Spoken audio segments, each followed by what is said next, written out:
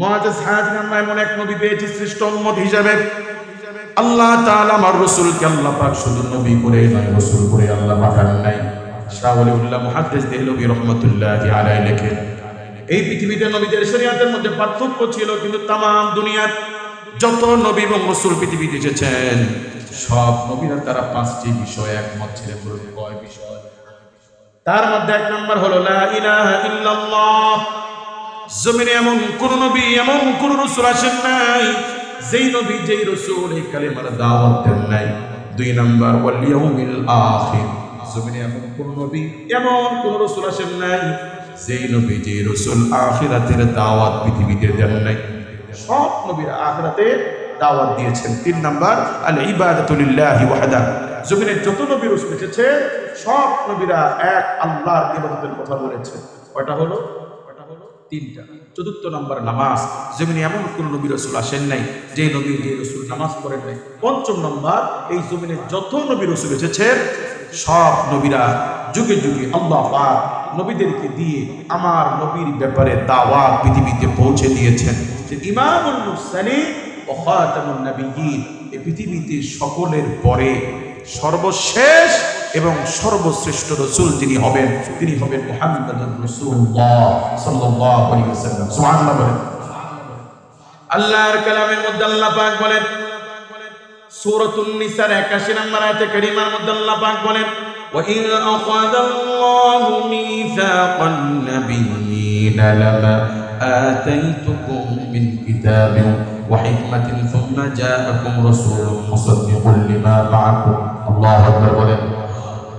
রূহের জগতে সমস্ত নবীদের রূহ যখন একত্রে ছিল, আল্লাহ রাব্বুল আলামিন সমস্ত নবীর কাছ থেকে ওয়াদা নিয়েছেন, ও আমার পয়গম্বরেরা, আমি তোমাদের সকলের পরে একজন শ্রেষ্ঠ নবী, শ্রেষ্ঠ রাসূল, মুসাদ্দিকান সত্যায়নকারী হিসেবে একজন নবী এবং রাসূলকে পৃথিবীতে প্রেরণ করব।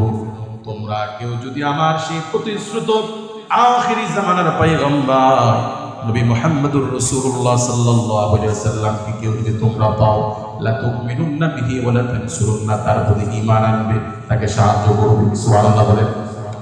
অর্থাৎ আমার রাসূল সাল্লাল্লাহু আলাইহি ওয়াসাল্লাম পৃথিবীতে আসার পরে যদি কোনো নবী থাকতো তাহলে সেই নবী আর নবী থাকতেন না, আমার নবীর উম্মত হয়ে যেত।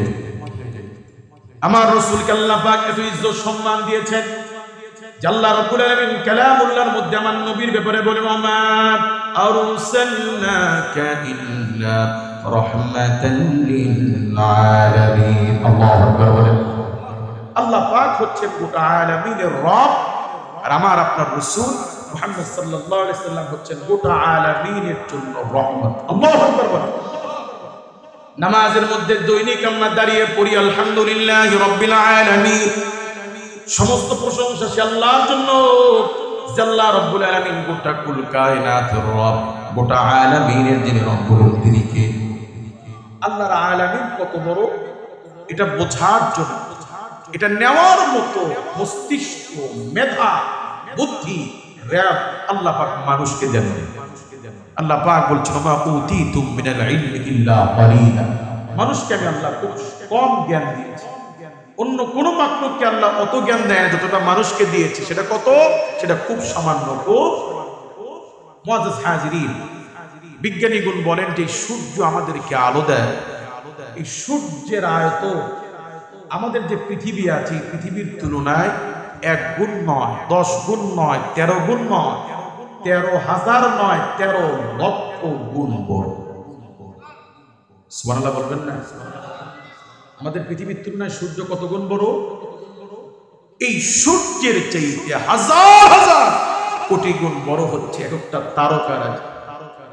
পূর্ণিমার রাত্রে মিটিমিটি করে জোনাকি পোকার মতো অসংখ্য পোকা, অসংখ্য লাইটের মতো তারকা আমরা দেখি। এগুলোর বড়ত্ব সূর্যের চাইতে হাজার হাজার কোটি গুণ বড়। এগুলো কেন শিখলো দেখা যায় না, কারণ এগুলো সূর্যের চাইতে হাজার হাজার মিলিয়ন মিলিয়ন দূরে অবস্থিত। সুবহানাল্লাহ বলেন। নবী সাল্লাল্লাহু আলাইহি ওয়াসাল্লাম বলেছেন, এই জমিন থেকে প্রথম আসমানের দূরত্ব 500 বছরের। কত? এই যে 500 বছর, এটা কিসের? পায়ে হাঁটার রাস্তা, দৌড়ানোর রাস্তা, ভ্যানে যাওয়ার রাস্তা না। মানুষের গন্তব্য স্থল যত দূর মানুষের বাহনের স্পিড হয় তত বেশি। আপনার এখান থেকে গলাকাটায় গেলে যাবেন সর্বোচ্চ ভ্যান, সিএনজি, রিক্সা, ঠিক কিনা? গুলিস্তান গেলে কি আর ভ্যানে যাবেন? তখন গেলে যাবেন বাসে, ঠিক কিনা? চট্টগ্রামে যদি যান তাহলে কি আর ছোট বাসে যাবেন? না, বড় বাসে যাবেন। আপনার যদি হজ বা ওমরায় যান তখন আর বাসে যাবেন না, বিমানে যাবেন। যদি মহাকাশে যান তখন আর বিমানে না, তখন রকেটে যেতে হবে। তার মানে হলো মানুষের গন্তব্যস্থল যত দূর, বাহনের স্পিড তত বেশি, ঠিক কি না? আমাদের যে নিকটবর্তী সূর্য, যেটা তারকারাজির চাইতে অনেক কাছে, কত কাছে? 9,30,00,000 মাইল। সুবহানাল্লাহ বলে। এই সূর্য প্রতিদিন যখন আলো দেয়, এই সূর্যের স্পিড, গতি প্রতি সেকেন্ডে 1,86,000 মাইল। সূর্যের আলো প্রতি সেকেন্ডে যখন ছড়ায় সকালবেলা, তখন এটার স্পিড প্রতি সেকেন্ডে 1,86,000 মাইল। বলুন, যদি প্রতি সেকেন্ডে 1,86,000 মাইল যায়, মিনিটে কম না বেশি? ঘন্টায়, দৈনিক, সপ্তাহ, মাসে, বছরে, 500 বছরে কত দূর যেতে পারে? আমি তো এটা বললাম আমাদের প্রতিবেশী সূর্যের কথা বললাম। প্রথম আসমান থেকে, জমিন থেকে প্রথম আসমানের দূরত্ব 500 বছরের। তার মানে এখান থেকে প্রথম আসমান কত দূর, কত বিশাল, এটা আমরা চিন্তাও করতে পারবো না। কথা বলেন ঠিক কি? আল্লাহ রাব্বুল আলামিন ওই 7টা আসমান তৈরি করেছেন। এরপর আল্লাহ রাব্বুল আলামিন সিদরাতুল মুনতাহা তৈরি করেছিলেন। পরে আল্লাহ পাক নূরের 70,000 পর্দা তৈরি করেছেন। একটা পর্দা থেকে আরেকটা পর্দার দূরত্ব 70,000 বছরের। আল্লাহু আকবার বলেন।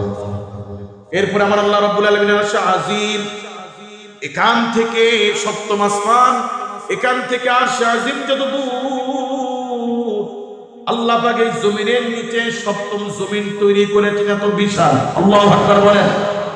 7 জমিনের নিচ থেকে আরশ আজিম পর্যন্ত এটা পুরোটা আলামিন।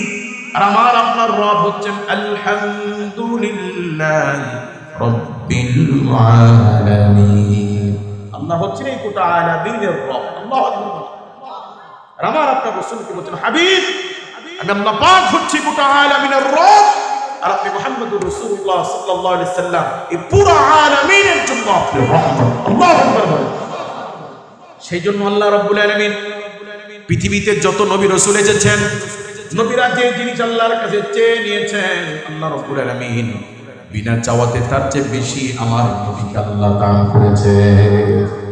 যেমন আল্লাহর পয়গম্বর হযরত মুসা আলাইহিস সালামের কথা আল্লাহ রাব্বুল আলামিন সূরাতুত তুহার মধ্যে আল্লাহ আলোচনা করেন যে আমি যখন আমার পয়গম্বর মুসা কালিমুল্লাহকে যখন দ্বীনের দাওয়াত দেওয়ার জন্য ফিরআউনের কাছে পাঠালাম, তখন মুসা আলাইহিস সালাম আমার কাছে দোয়া করেছেন। কি দোয়া করেছেন? আল্লাহ পাক বলেন, রব্বি শরহ লি সাদরি ওয়া ইয়াসসির লি আমরি ওয়াহলুল উকদাতাম মিন লিসানি ইয়াফকাহু কওলি। আয় আমার রব, রব্বি শরহ লি, আপনি আমার সিনাকে প্রশস্ত করে দেন।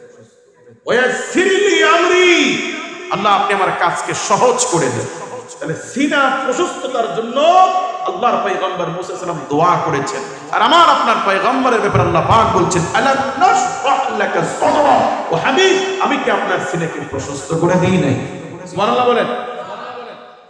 আল্লাহ রাব্বুল আলামিন এই পৃথিবীতে নবী রাসূলদেরকে আল্লাহ মুজিজা দিয়েছিলেন। কাউকে একটা, কাউকে দুইটা, এরকম একটা দুইটার মধ্যে সীমাবদ্ধ ছিল। ইমাম নববী রাহমাতুল্লাহি আলাইহি আল্লাহ পাক তার শ্রেষ্ঠ পয়গম্বর রাহমাতাল লিল আলামিন নবী রাসূলুল্লাহ পাক আমার হাবিবকে আল্লাহ তাআলা কমপক্ষে 4000 মুজিজা দিয়েছে। কত মুজিজা? 4000। পূর্বের যুগে আল্লাহ পাক নবীদেরকে যে মুজিজাগুলো দিতেন, ওই মুজিজাগুলো নবীরা জীবিত থাকা অবস্থায় ছিল, নবীরা ইন্তিকাল করেছেন, মুজিজাও শেষ। মুজিজাও আল্লাহর পয়গম্বর মুসা আলাইহিস সালামকে আল্লাহ পাক যে লাঠি দিয়েছিলেন, এই লাঠির মুজিজা, মুসা আলাইহিস সালাম ইন্তিকাল করেছেন, মুজিজা শেষ। মুজিজা হযরত মুসা আলাইহিস সালামের পরে ঈসা আলাইহিস সালামকে আল্লাহ যে মুজিজা দিয়েছিলেন, সেটি হলো তিনি যখন কোনো কুষ্ঠ রোগীকে হাত দিতেন, আল্লাহর হুকুমে কুষ্ঠ রোগীর সাথে সাথে ভালো হয়ে যেত। হযরত ঈসা আলাইহিস সালাম মারা গেছেন, তার মুজিজাও শেষ। আমার আল্লাহ রাব্বুল আলামিন আমার হাবিব নবী মুহাম্মদুর রাসূলুল্লাহ সাল্লাল্লাহু আলাইহি ওয়াসাল্লামকে 4000 মুজিজা দিয়েছেন, তার মধ্যে সর্বশ্রেষ্ঠ মুজিজা হলো আল্লাহর কালাম। সুবহানাল্লাহ বলে।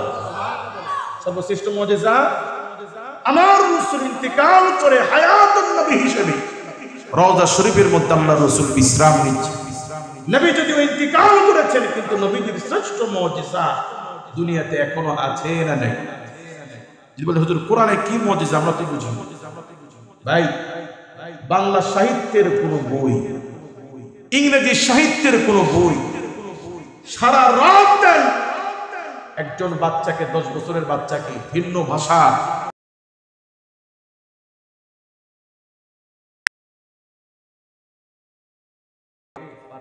ছোট্ট বাচ্চা, নাবালেগ বাচ্চা, 6 বছর 7 বছরের বাচ্চা এমন আধা ঘন্টায় 5 পৃষ্ঠা মুখস্থ করে দিতে পারে।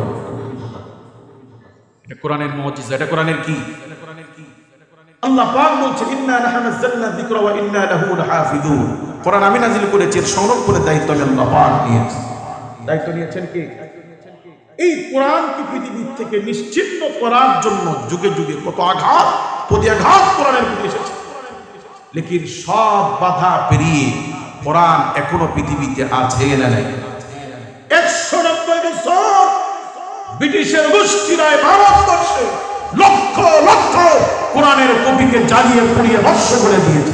হাজার হাজার কোরআনের হাফিজকে জ্বালিয়ে পুড়িয়ে হত্যা করে রাস্তার মোড়ে মোড়ে ঝুলিয়ে রেখেছে। লেকিন সেই জালিমের গোষ্ঠীগুলো দুনিয়ার থেকে ভাবতে বাধ্য হয়েছে, ভারতবর্ষ ছাড়তে বাধ্য হয়েছে।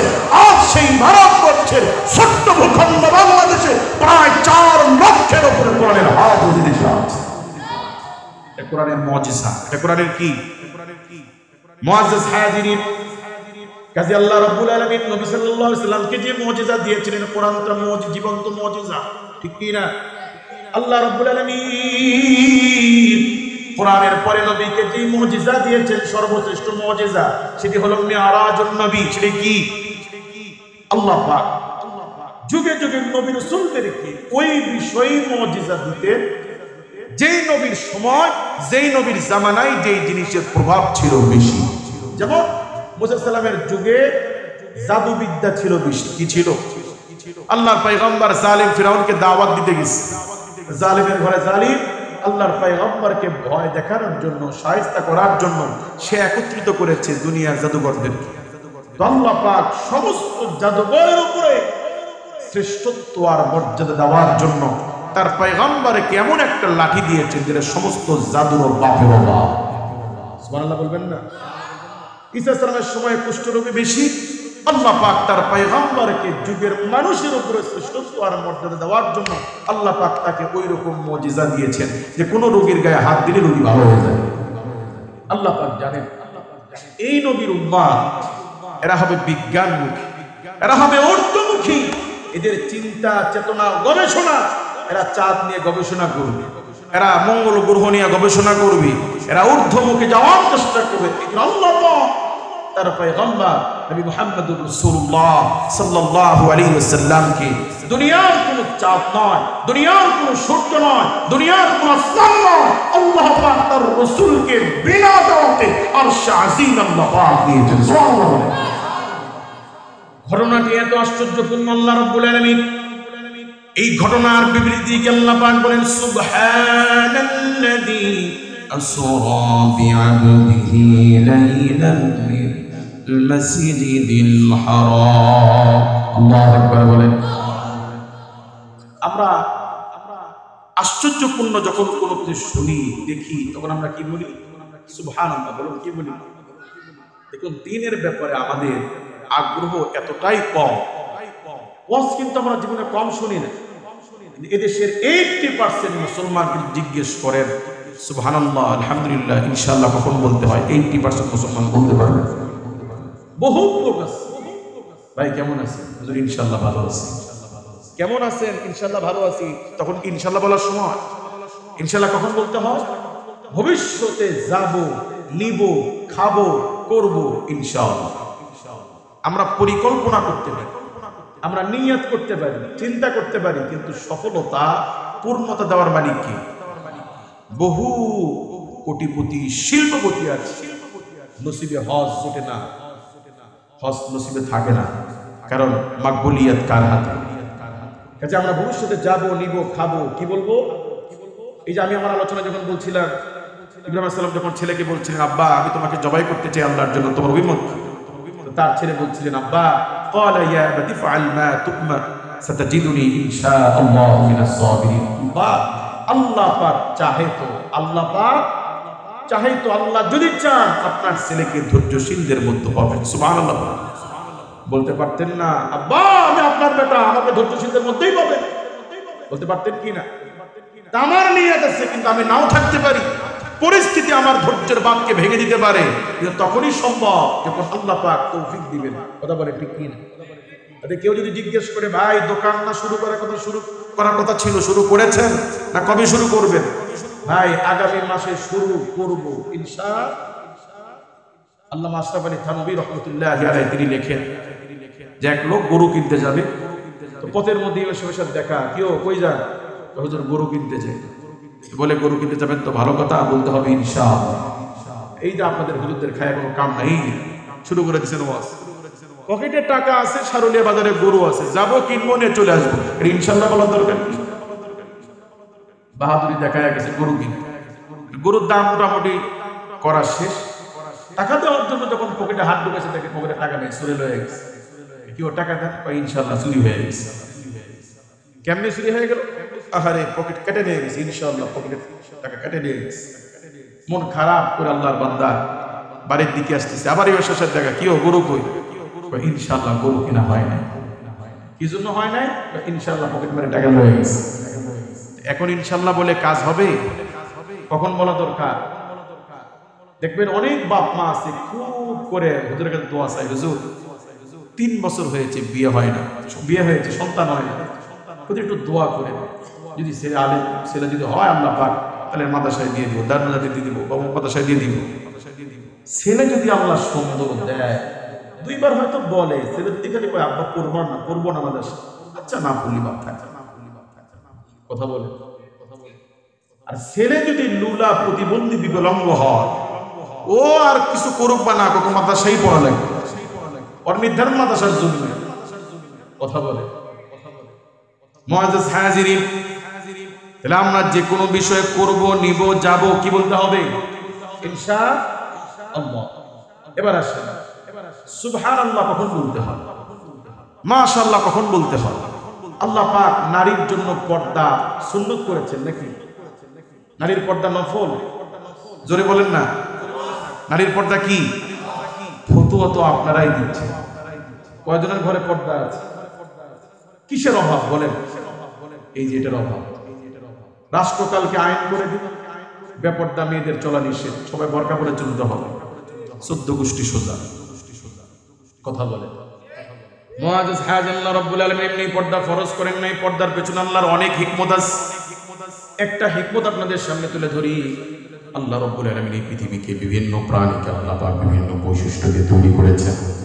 এই পৃথিবীর একটা প্রাণী কচ্ছপ, কাসিম, চেনেন তো আপনারা? এই কচ্ছপগুলো থাকে পানিতে, ডিম পারে ডাঙায়, শুকনায়, বালির চরে, থাকে পানিতে। ডিম পারে কোথায়? শুকনায়। আর ডিমে তা দেয় কিভাবে? যেই কচ্ছপগুলো থাকে নদীতে, সমুদ্রে, এরা নদীর মাঝখানে যে বালিচর আছে, এই বালিচরের উপরে এসে পা দিয়ে গর্ত করে, বাড়ি সরিয়ে গর্ত করে ওই গর্তের মধ্যে ডিম পারে।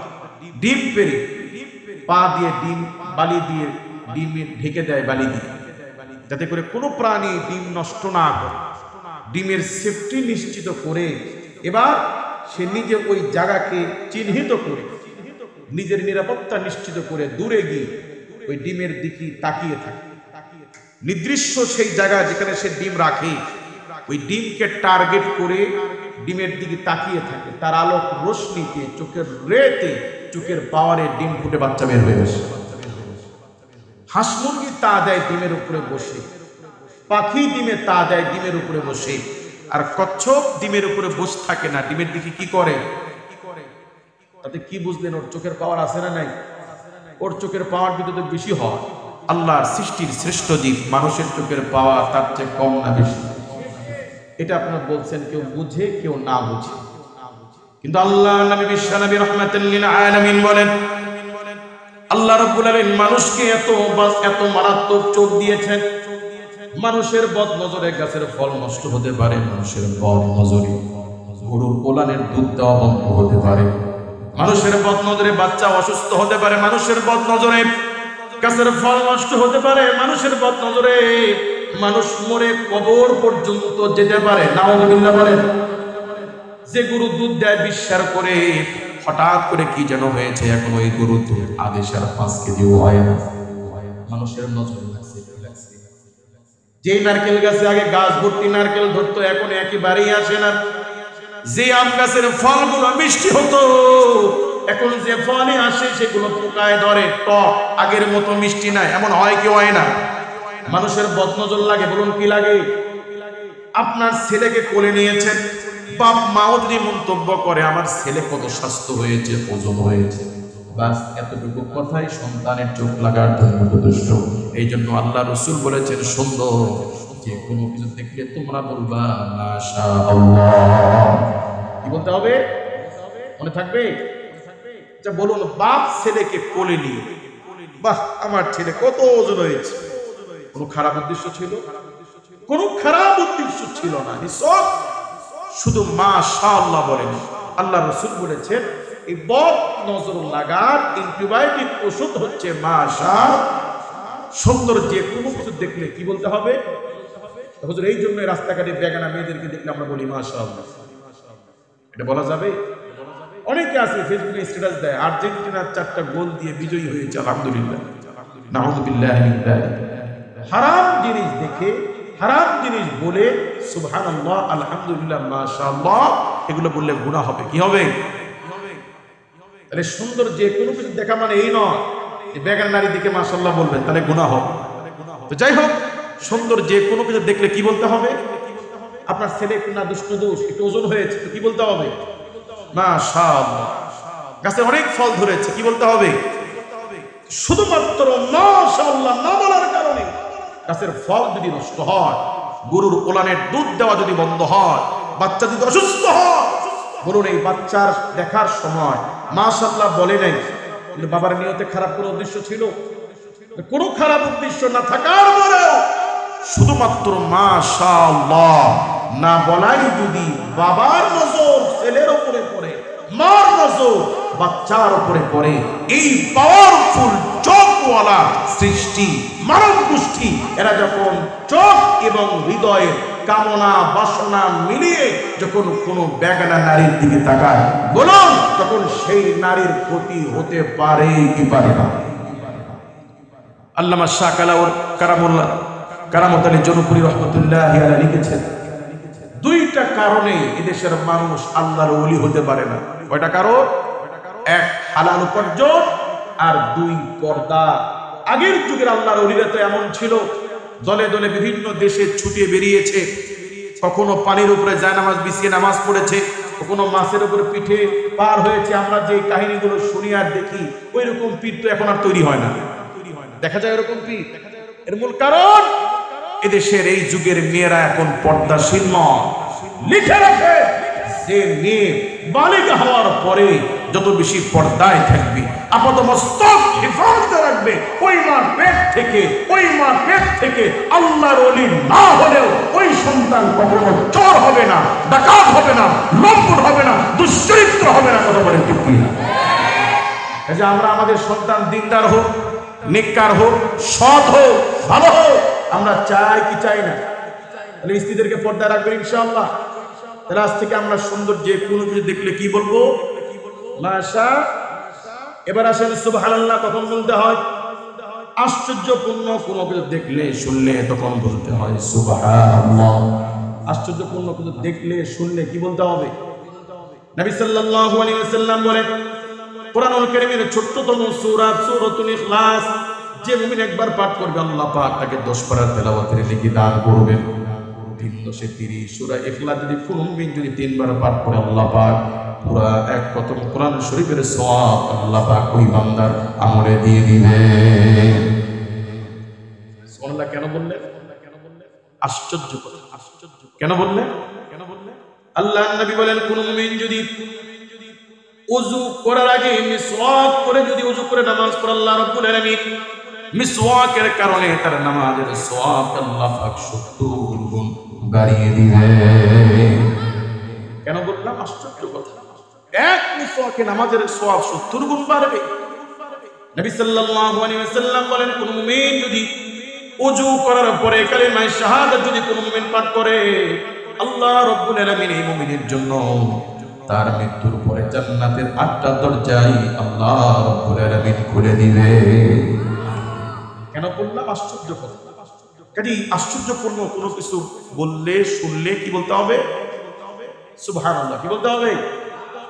মেরাজের এই ঘটনা এতটা আশ্চর্যপূর্ণ, এতটা অস্বাভাবিক, এতটা আশ্চর্যপূর্ণ যে আল্লাহ রাব্বুল আলামিন মেরাজের ঘটনার বিবৃতি দিয়ে আল্লাহ পাক শুরুতে আল্লাহ পাক বলছেন সুবহানাল্লাযী আসরা বিআবদিহি লাইলান মিনাল মাসজিদিল হারাম। অতীব গুরুত্বপূর্ণ সত্তা আল্লাযী যিনি বিআবদিহি তার বান্দাকে ইসরা করিয়েছেন, ভ্রমণ করেছেন লাইলান রাতের সামান্য কিছু অংশ। আল্লাহু আকবার বলেন। তদানীন্তন সময় মসজিদে হারাম থেকে মসজিদে আকসা, মক্কা থেকে ফিলিস্তিন প্রায় 1 মাসের পথ। কত মাসের? 1 মাসের পথ। সেই যুগের সর্বোচ্চ বাহন ঘোড়া, উট। সেই বাহনের 1 মাসের পথ আল্লাহ পাক 1 রাত পুরো নয়, রাতের সামান্য অংশে তার রাসূলকে ইসরা করিয়েছেন, ভ্রমণ করিয়েছেন। আশ্চর্যপূর্ণ কথা বলে ঠিক কি না? নবী সাল্লাল্লাহু আলাইহি ওয়াসাল্লাম যখন মেরাজ থেকে এসে মেরাজের বিবৃতি দিচ্ছিলেন, আবু জেহেল তখন আসছে, এসে শুনে ভাতিজা কি ব্যাপার, আজকে কোন নতুন কোন ঘটনা শোনাবা? প্রতিদিন তো নতুন নতুন কিছু শোনা। বলে আজকে আমি আল্লাহ পাক আমাকে মসজিদে হারাম থেকে মসজিদে আকসা পর্যন্ত ইসরা করিয়েছে। কি বলছো? কোথায় গেছো? আল্লাহ পাক আমাকে আজকে রাতে মসজিদে হারাম থেকে মসজিদে আকসা বাইতুল মুকাদ্দাস পর্যন্ত আল্লাহ আমাকে নিয়েছে, আবার ফিরেও আসছে। কোথায়? বাস, খুব ভালো কথা। আবু জেহেল মহা খুশি। দাঁড়াও, ঠিক আছে দাঁড়াও। এরপরে সে নিজ দায়িত্বে ঘুরে ঘুরে মক্কার রাস্তায় যারে পায় তারে দাওয়াত দেয়। শুনছো, আমরা নাকি এমনি বলি মুহাম্মদ পাগল, আজকে তো পুরোটাই গেছে। নাউযুবিল্লাহ বলে রাস্তার মধ্যে আবু বকর রাদিয়াল্লাহু তাআলা আমার সাথে দেখা। আবু বকর, তোমার বন্ধু আজকে যা বলছে তুমি বিশ্বাস করবা? বলে কি? বলে তিনি নাকি আজকে রাতে আল্লাহ পাক নাকি তাকে এখান থেকে বাইতুল মুকাদ্দাসে নিয়েছেন, এখান থেকে আরশ আজিমে নিয়েছেন। বলো আবু বকর, এটাও বিশ্বাস করা লাগবে? হ্যাঁ। আবু জেহেল মনে করছে যে অন্ততপক্ষে আজকের ঘটনার সাথে আবু বকর একমত হবে। হযরত আবু বকর রাদিয়াল্লাহু তাআলা বলেন, আবু জেহেল যদি রাহমাতাল লিল আলামিন নবী আমার যদি বলে থাকেন, আল্লাহি আল্লাহর কসম করে আমি একত্বতা করতে পারি যে আল্লাহ তাআলা রাসূল যদি জবান দিয়ে বলে থাকেন তাহলে অবশ্যই আমার রাসূল আজকে মেরাজে গিয়েছেন। কি আর আমরা কোরআন, আমরা মস্তিষ্ক দিয়ে বিজ্ঞান দিয়ে কোরআনকে মাপতে চাই। এমন মুসলমান আছে না নাই? সবই তো ঠিক আছে, এটা নিয়ে একটু আছে। এমন মুসলমান আছে না নাই? মুসলমান সেই যেই অন্ধ ভক্তের মতো কোরআনুল কারীমের বিসমিল্লাহর বা থেকে শুরু করে সূরা নাসের সিন পর্যন্ত বিনা প্রশ্নে, বিনা দ্বন্দ্বে, বিনা দলিলে যে ব্যক্তি কোরআনের প্রতি ঈমান রাখবে সে হচ্ছে মুমিন। কাজে এই কোরআনের প্রতি ঈমান রাখা দরকার আছে না নাই? আমার রাসূল মেরাজ আল্লাহ পাক কেন করিয়েছেন তার কয়েকটা কারণ। তার একটা কারণ বলেছে, যেই উম্মতের মধ্যে যেই জিনিসের প্রভাব আল্লাহ পাক ওই নবীর মধ্যে ওই জিনিসের শ্রেষ্ঠত্ব দেওয়ার জন্য ওই বিষয়ে আল্লাহ পাক তার রাসূলকে দিয়েছেন। আল্লাহ পাক জানেন এই জাতি এরা ঊর্ধ্বমুখী হবে, এইজন্য আল্লাহ পাক তার রাসূলকে মেরাজে নিয়েছেন। কথা বলেন ঠিক কি? 2 নম্বর কারণ, আল্লাহ তাআলা রাসূলকে আল্লাহ পাক ইমামুল মুরসালিন বানিয়েছেন। এটা শুধু কথার কথা নয়, ইমামুল মুরসালিনকে বাইতুল মুকাদ্দাসে নিয়ে সমস্ত আম্বিয়া আলাইহিমুস সালামকে মসজিদে আকসা একত্রিত করে আল্লাহ পাক তার নবীর ইমামতিতে 2 রাকাত নামাজ পড়িয়ে রাসূল সাল্লাল্লাহু আলাইহি ওয়াসাল্লামকে আল্লাহ পাক প্র্যাকটিক্যাল ইমামুল মুরসালিন আল্লাহ বানিয়ে দিয়েছেন। আল্লাহ পাক সমস্ত নবী রাসূলদের পক্ষ থেকে আমার রাসূলকে শাহিদ মুসাদ্দিকান সত্যায়নকারী হিসেবে আল্লাহ পাক প্রেরণ করেছেন। সব নবীরা জান্নাত জাহান্নামের দাওয়াত দিয়েছেন না দেখে, আর আমার রাসূল সাল্লাল্লাহু আলাইহি ওয়াসাল্লাম জান্নাত জাহান্নাম স্বচক্ষে চর্মচক্ষু দিয়ে আল্লাহর রাসূল দেখে এসেছেন। সুবহানাল্লাহ। আরেকটি কারণ, আমাদের প্রত্যেকের জীবনে অনেক সময় বিপদ আসে, অভাব আসে, আসে কি আসে না? আল্লাহ রাব্বুল আলামিন খাঁটি মুমিনের 5টি বৈশিষ্ট্য সূরা আনফালে আল্লাহ বর্ণনা করেছেন। তার মধ্যে একটা বৈশিষ্ট্য ওয়া আলা রাব্বিহিম ইয়াতাওয়াক্কালুন। খাঁটি মুমিন সেই ব্যক্তি যে ব্যক্তি বিপদ আপদ বালা মুসিবতে তাওয়াক্কুল রাখে আল্লাহর উপরে। কার উপরে? মনে করুন এই 3 মাস বৃষ্টি হয় না, আজকে এই যে বাতাস, চাইলে এমন হতে পারতো মাগরিব থেকে মুষলধারে বৃষ্টি, মাহফিল বন্ধ, মসজিদের মধ্যে সীমিত করে শুরু হয়তো আলোচনা হয়তো ছোট আকারে। এখন কমিটি যদি মনে করে দূর মাহফিল না দিয়ে গান দেওয়াই ভালো ছিল, আল্লাহর জন্য মাহফিল দিলাম, এত কষ্ট করে খাটাখাটি করলাম, এত দোয়া করলাম আল্লাহর কাছে, বিগত 3 মাস কোনো বৃষ্টি নাই, আজকে আমরা আল্লাহর জন্য টাকা কালেকশন করে শ্রম দিয়ে আমরা মাহফিল সাজাইলাম, আল্লাহ পাক আমাদের এই কষ্ট দেখলো না, আল্লাহ আমাদের দিকে দেখে আল্লাহ বৃষ্টি দিল, মাহফিল না দেওয়াই ভালো ছিল। দেখুন কি বলা যাবে? দোকানে 5 জন ব্যবসায়ী ব্যবসা করে, কেউ নামাজ পড়ে না, কেউ যাকাত দেয় না। আপনি নামাজ পড়েন, আপনি যাকাত দেন, আপনি হালাল ব্যবসা করেন, এরপরও ঘুরে ফিরে আপনার উপরে বিপদ, আপনার দোকানে বেচা বিক্রি কম, আপনার দোকানে আগুন লাগে, আপনার দোকানে চুরি হয়। এখন যদি বলেন আমি নামাজি পড়বো না, যাকাত দিব না, এটা কি বলা যাবে? আমিন। আল্লাহ পাক মুমিনদেরকে মাঝে মাঝে আল্লাহ বিপদ দেন, দুনাল আযাবাল আকবার, বড় বিপদ দেওয়ার আগে আল্লাহ ছোট বিপদ দেন মুমিনদেরকে, যাতে মুমিনরা আল্লাহর দিকে ফিরে আসে। কার দিকে? আল্লাহ রাব্বুল আলামিন কালামুল্লাহর মধ্যে বলেন, আমি আলোচনা করার আগে একটা বাচ্চা তেলাওয়াত করেছিল, ওই আয়াতে কারিমার মধ্যে আল্লাহ পাক বলেন, ওয়ালা নাবলুওয়ান্নাকুম বিশাইইন মিনাল খাউফি ওয়াল জু'i ওয়া নাকসিন মিনাল আমওয়াল। আল্লাহ পাক মুমিনদেরকে নানাবিধভাবে পরীক্ষা করবেন, নানাবিধভাবে। 1 নম্বর আল্লাহ পাক বলেন, আমি আল্লাহ পাক ওয়ালা নাবলুওয়ান্নাকুম বিশাইইন মিনাল খাউফ, মুমিনকে পরীক্ষা করব ভয় দিয়ে, কি দিয়ে? ওয়াল জু' ক্ষুধা দিয়ে, ওয়া নাকসিন মিনাল আমওয়াল সম্পদের ক্ষতি দিয়ে, ওয়াল আনফুস শারীরিক ক্ষতি দিয়ে, ওয়াস সামারাত ফসল ফলাদির ফল ফলাদির ক্ষতি দিয়ে আমি আল্লাহ পরীক্ষা করব। ওয়া বাশশিরিস সাবিরিন, তাদের জন্যই সুসংবাদ যারা ধৈর্যশীল। আল্লাহু আকবার বলেন। এই পৃথিবীতে আল্লাহর পয়গম্বর মুহাম্মদুর রাসূলুল্লাহ সাল্লাল্লাহু আলাইহি ওয়াসাল্লামের চাইতে শ্রেষ্ঠ মর্যাদাবান আল্লাহর পছন্দের মাখলুক পৃথিবীতে আর কি কেউ ছিল? অথচ ওই রাসূল সাল্লাল্লাহু আলাইহি ওয়াসাল্লাম ক্ষুধার যন্ত্রণা সহ্য করতে না পেরে পেটে পাথর বাঁধতে বাধ্য হয়েছিলেন, ঠিক কি না? তার মানে হলো মুমিন অভাবী কষ্টে থাকার মানে নয় যে আল্লাহ পাক দেখেন না, আল্লাহ পাক পছন্দ করেন না, বিষয়টা এমন না। নবী আমার বলেন, আমি যদি আল্লাহর যদি চাইতাম আল্লাহ পাক আমার জন্য উহুদ পাহাড় স্বর্ণ বানায় দিক, আমি বলতে দেরি আল্লাহ পাক আমি রাসূলের জন্য উহুদ পাহাড় স্বর্ণ বানায় দিতে দেরি করতেন না। আল্লাহু আকবার বলেন। ওই রাসূল যদি কষ্ট থাকতে পারে, ক্ষুধার মধ্যে যদি থাকতে পারে, এরপর রাসূল কি নামাজ বাদ দিয়েছিলেন? সাহাবায়ে কেরাম কষ্টের মধ্যেও কি স্ত্রীকে বেপরদায় রেখেছিলেন? হুজুর পর্দা তো করা দরকার, পর্দায় রাখা দরকার, পারি না, অভাবী। কিন্তু আমাদের অভাব কি সাহাবায়ে কেরামের চাইতে বেশি? এখানে যারা আছেন কারো জীবনে কি এমন হয়েছে 5 দিন কিছুই খান নাই, 3 দিন কিছুই খান নাই, একটা খাবারও পেটে যায় নাই? কখনো কি আমাদের এমন দিন গেছে? সাহাবায়ে কেরামের জিন্দেগির এমন বহুত সময় গেছে যেই সময় তারা 4 দিন 5 দিন খানা খান নাই, কষ্ট সহ্য করতে না পেরে পেটে পাথর বেঁধেছেন, কষ্ট সহ্য করতে না পেরে রাস্তায় বের হয়েছেন, তারপরও তারা স্ত্রী বেপরদায় রাখেন নাই, হারাম খান নাই, বেনামাজি ছিলেন না। কথা বলে ঠিক কি না? কাজে আল্লাহ পাক মুমিনদেরকে নানাবিধভাবে পরীক্ষা করবে। ওয়া আলা রাব্বিহিম ইয়াতাওয়াক্কালুন। খাঁটি মুমিন তারা যারা বিপদে পড়ে তাওয়াক্কুল করবে কার উপরে?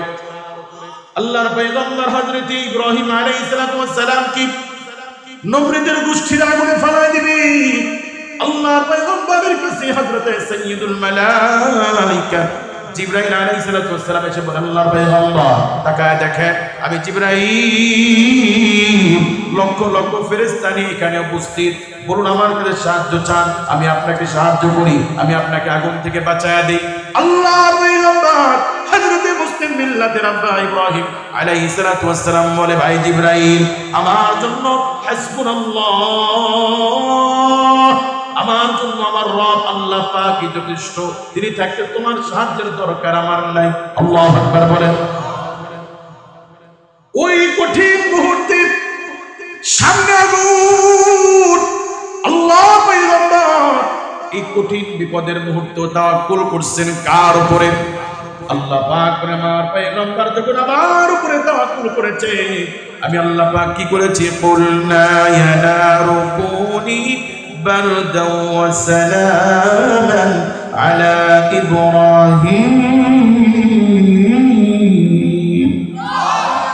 তুমি রহমান, তুমি মেহেরবান, তুমি রহমান, তুমি মেহেরবান, অন্ধ গাহে না শুধু তোমারই গুণগান। আল্লাহু আকবার বলেন। আল্লাহ পাক বলেন আমি আগুনকে নিভিয়ে দিলাম, আগুন আমার খলিলের জন্য আরামদায়ক শীতলদায়ক হয়ে যাও। সুবহানাল্লাহ বলেন। এই বিপদ আপদে তাওয়াক্কুল করতে হবে কার উপরে? আমরা করব ইনশাআল্লাহ। আমার নবী জামানার শ্রেষ্ঠ পয়গম্বর, সমস্ত মানব কুলের মধ্যে শ্রেষ্ঠ মাখলুক, রাহমাতাল লিল আলামিন, নবীজির জীবনের উপর বিপদ আপদ কষ্ট বালা মুসিবত এসেছে। আমার নবীজির জন্মের আগে আমার রাসূল বাবাকে হারিয়েছেন, পৃথিবীতে আসার 6 মাস আগে আল্লাহর হাবিব মা বাবাকে হারিয়েছেন। নবীর বয়স যখন 6 বছর, তখন আমার নবী বাবার কবর জিয়ারত করতে গিয়ে মাকে হারান। 6 বছরে মাকে হারালেন। 8 বছর বয়সে নবী তার দাদা আব্দুল মুত্তালিবকে হারালেন। কষ্টের পর কষ্ট নিয়ে আল্লাহর রাসূল বড় হয়েছে, ঠিক কি না? আল্লাহ রাব্বুল আলামিন কোরআনুল কারীমে সূরাতুদ দুহার মধ্যে আল্লাহর নবীর কষ্টের কথা তুলে ধরে আল্লাহ পাক বলেন, আল্লাহ পাক তার নবীর উপরে একবার ওহী নাজিলের ক্ষেত্রে একটু বিরতি দিলেন, মাসখানেক ওহী নাজিল হয় না।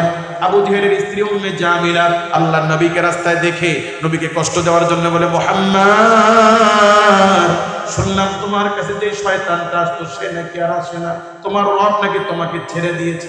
নাউযুবিল্লাহ বলেন। উদ্দেশ্য রাসূলকে কষ্ট দেওয়া। রাসূল সাল্লাল্লাহু মানুষ তো, তিনি একটু ভয় পেলেন যে আসলেই আল্লাহ পাক কি কোনো কারণে নারাজ হলেন কিনা, বিষয়টি এমন কিনা যে আল্লাহ আমার কোনো আচরণে কোনো কথায় আল্লাহ বেজার হলেন কিনা। রাসূলুল্লাহ মানসিকভাবে বিপর্যস্ত, টেনশন।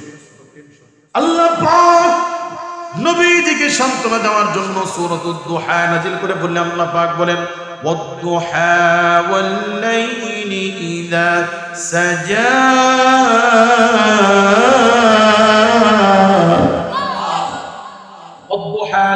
কসম সকালের যখন সূর্য উদিত হয়, ওয়াল্লাইলি ইযা সাজা কসম রাতের যখন তা নিঝুম হয়, গভীর রজনী আর সকালের কসম আল্লাহ পাক বলেন, মা ওয়াদ্দাআকা রাব্বুকা ওয়া মা ক্বালা। ও হাবিব আপনার রব আপনাকে ছেড়ে দেন নাই, আপনার প্রতি অসন্তুষ্ট হন নাই। আল্লাহু আকবার বলেন। ওয়ালাল আখিরাতু খায়রুন লাকা মিনাল উলা। রাসূল আপনার জন্য এই দুনিয়ার তুলনায় আখিরাতটা হবে খুব কল্যাণের। ওই লেসকেটার গোষ্ঠীর কথায়, কাফের মুশরিকদের কথায় ভেঙে পড়বেন না, কষ্ট পাবেন না। রাসূল আমি আপনাকে পৃথিবীতে দিন করে পাঠিয়েছি, পৃথিবীতে পাঠানোর আগে আপনার বাবাকে আমি কেড়ে নিয়েছি। 6 বছর বয়সে মাকে তুলে নিয়েছি, 8 বছর বয়সে দাদাকে হারিয়েছেন, কষ্টের পর কষ্ট করে করে বড় হয়েছেন, এখনো কষ্ট পাচ্ছেন। রাসূল ওয়ালাল আখিরাতু খায়রুল লাকা মিনাল উলা, কষ্ট পাবেন না, ভেঙে পড়বেন না, এই দুনিয়ার তুলনায় আখিরাতটা আপনার জন্য হবে খুব কল্যাণ। সুবহানাল্লাহ। ولسوف يؤتيك ربك فترضى, অচিরে আপনার রব আপনাকে এত দিবেন যে আপনি রাহমাতাল লিল আলামিন, আপনি খুশি হয়ে যাবেন। রাসূলকে সান্ত্বনা দিচ্ছেন কি? কাজী আল্লাহর রাসূল ছোট থেকে কষ্ট পেতে পেতে বড় হয়েছে। নবী সাল্লাল্লাহু আলাইহি ওয়াসাল্লামের জীবনে সবচেয়ে কঠিন, সবচেয়ে দুঃখের বছর আমুল হুজুর, নবীর বয়স যখন 50 বছর। কত বছর? নবীজি নবী হয়েছিলেন কত বছরে? 40। নবুয়তের 10ম বছর, নবী হওয়ার 10তম বছর, নবীর বয়স যখন 50 বছর, এই বছরকে বলা হয় আমুল হুজুর, দুঃখের বছর। কিসের বছর? দুঃখের বছর। নবী সাল্লাল্লাহু আলাইহি সাল্লাম তামাম জীবনে এত কষ্ট পান নাই যত কষ্ট পেয়েছেন এই বছর। কেমন কষ্ট? নবীজি সামাজিক ভাবে বেড়ে ওঠা, সমাজে দাঁড়াবার মতো একটা ছায়া আশ্রয় ছিল নবীর চাচা আবু তালিব। বলুন কিনা? 8 বছর বয়স থেকে নবীর 50 বছর বয়স পর্যন্ত এই চাচা আবু তালিব নবীর দেখাশোনা করেছে, নবীকে সাহায্য করেছে, উৎসাহ দিয়েছে, পরামর্শ দিয়েছে। চাচার ভয়ে মক্কার কাফেররা ওই রকম নির্যাতন করতে পারতো না, যেমন চাচা থাকা অবস্থায় করতে পারে নাই। চাচার মৃত্যুর পরে কাফেররা যে পরিমাণ মারধর করেছে, নির্যাতন করেছে, ওই নির্যাতন চাচা থাকা অবস্থায় করতে পারে নাই। যদিও চাচা আবু তালিব ঈমান আনে নাই, কিন্তু ভাতিজাকে মহব্বত করতেন, ভালোবাসতেন, উৎসাহ দিতেন।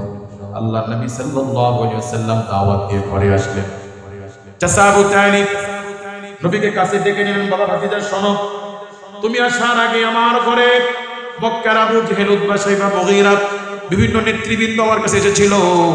তারা তোমাকে 3টা প্রস্তাব দেওয়ার জন্য বলেছে। বাবা, তারা বলে গেছে তুমি যদি মক্কার সবচেয়ে ধনী হতে চাও, তারা তোমাকে সবচেয়ে বড় ধনী বানায় দিবে।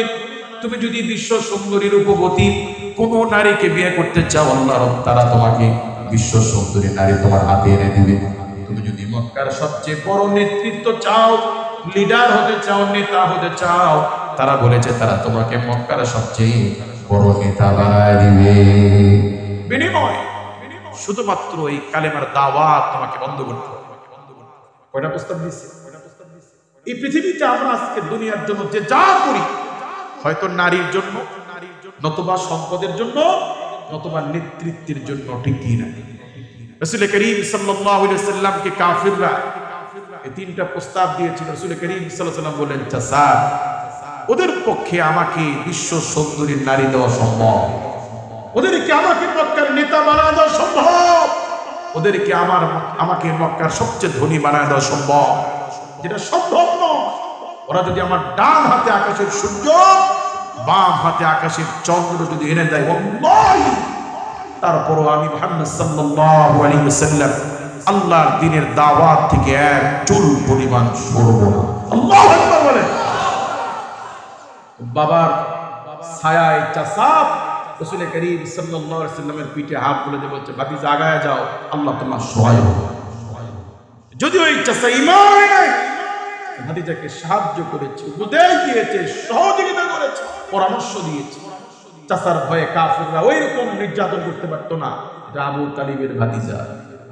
সুবহানাল্লাহ বলবেন না? এই চাচা নবীজির 50তম বছর বয়সে চাচা মারা গেলেন হঠাৎ করে। মাত্র কয়েকদিনের ব্যবধানে নবীজির আরেকজন প্রিয়তমা মানুষ, আল্লাহ নবীজির জীবনের সবচেয়ে গুরুত্বপূর্ণ যে মানুষটি, আমাদের উম্মাহাতুল মুমিনিন হযরতে খাদিজাতুল কুবরা রাদিয়াল্লাহু তাআলা আনহা, তিনিও একই বছরে স্বল্প কয়েকদিনের ব্যবধানে নবীজির এই প্রিয় মানুষটি তিনিও মারা গেলেন। আল্লাহ রাসূল সাল্লাল্লাহু আলাইহি ওয়াসাল্লাম বলেন, আসমানের নিচে জমিনের উপরে শ্রেষ্ঠ নারী আমার খাদিজার চাইতে মর্যাদাশীল নারী পৃথিবীতে আর নাই। সমস্ত মায়ের জাতির মধ্যে সমস্ত নারী জগতের মধ্যে শ্রেষ্ঠ নারী, মর্যাদাশীল নারী আমাদের মা খাদিজা রাদিয়াল্লাহু তাআলা আনহা। ঠিক নবীজি বলেন হাসরের মাঠে মানুষ মানুষকে ভুলে যাবে, মিজানের সময় মিজানের পাল্লায় নেকি এবং গুনাহ ওজন করার সময় দুনিয়ার সব মানুষ সবাইকে ভুলে যাবে। ফুলসিরাত পার হওয়ার সময় সব মানুষ সবাইকে ভুলে যাবে। আমি নবী দোয়া করি ওই কঠিন সময়ও আমি যেন আমার খাদিজার কথা ভুলে না যাই। সুবহানাল্লাহ বলে। আল্লাহ রাসূল কি পরিমাণ ভালোবেসেছেন। নবী সাল্লাল্লাহু আলাইহি ওয়াসাল্লাম বলেছেন সবাইকে ভুলে গেলেও আমি যেন আমার খাদিজার কথা পরকালে ভুলে না যাই। নবী তার এই প্রিয় মানুষটিকে কি মুহাব্বত করেছেন। 25 বছর বয়সে আমার নবীজি বিবাহ করেছিলেন আম্মা জান খাদিজা রাদিয়াল্লাহু তাআলা। কত বছর বয়স? 25 থেকে 50, জীবনের 25টা বছর আল্লাহ নবী দাম্পত্য জীবনে সংসার করেছেন। ঘরে দ্বিতীয় আর কোনো বিবি ছিল না। আল্লাহু আকবার বলেন। আম্মা জান খাদিজা রাদিয়াল্লাহু তাআলা আনহার ইন্তিকালের পরে 50 থেকে 63 এই 13 বছরে আল্লাহর নবী আরো 11টি বিবাহ করেছেন। আল্লাহু আকবার বলেন।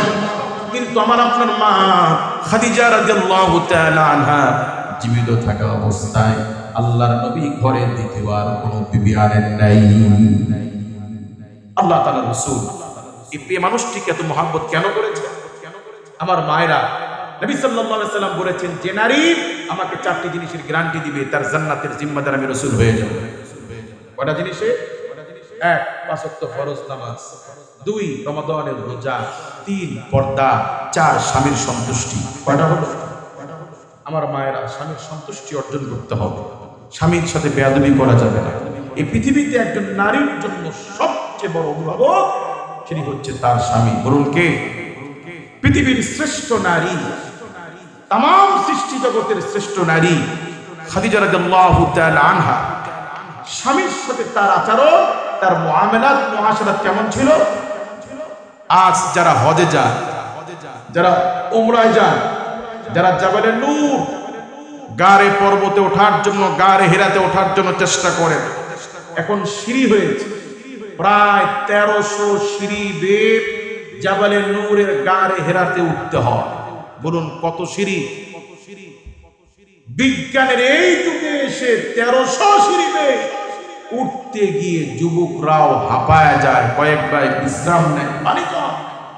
আজ থেকে 1500 বছর আগে 40 ঊর্ধ্ব একজন স্ত্রী স্বামীর জন্য আবু জেহেলের বাড়ির সামনে রাসূলের বাড়ি, এখান থেকে প্রায় কমপক্ষে 2-3 কিলোমিটার দূরে, 2-3 কিলোমিটার দূরে জাবালে নূরে 1000 বছর আগে স্বামীর জন্য খাবার বেবে ওই 7000 ফিট উচ্চতা ওই জাবালে নূরের গারে হিরাতে রাসূলের জন্য খাবার দিয়ে আসতেন।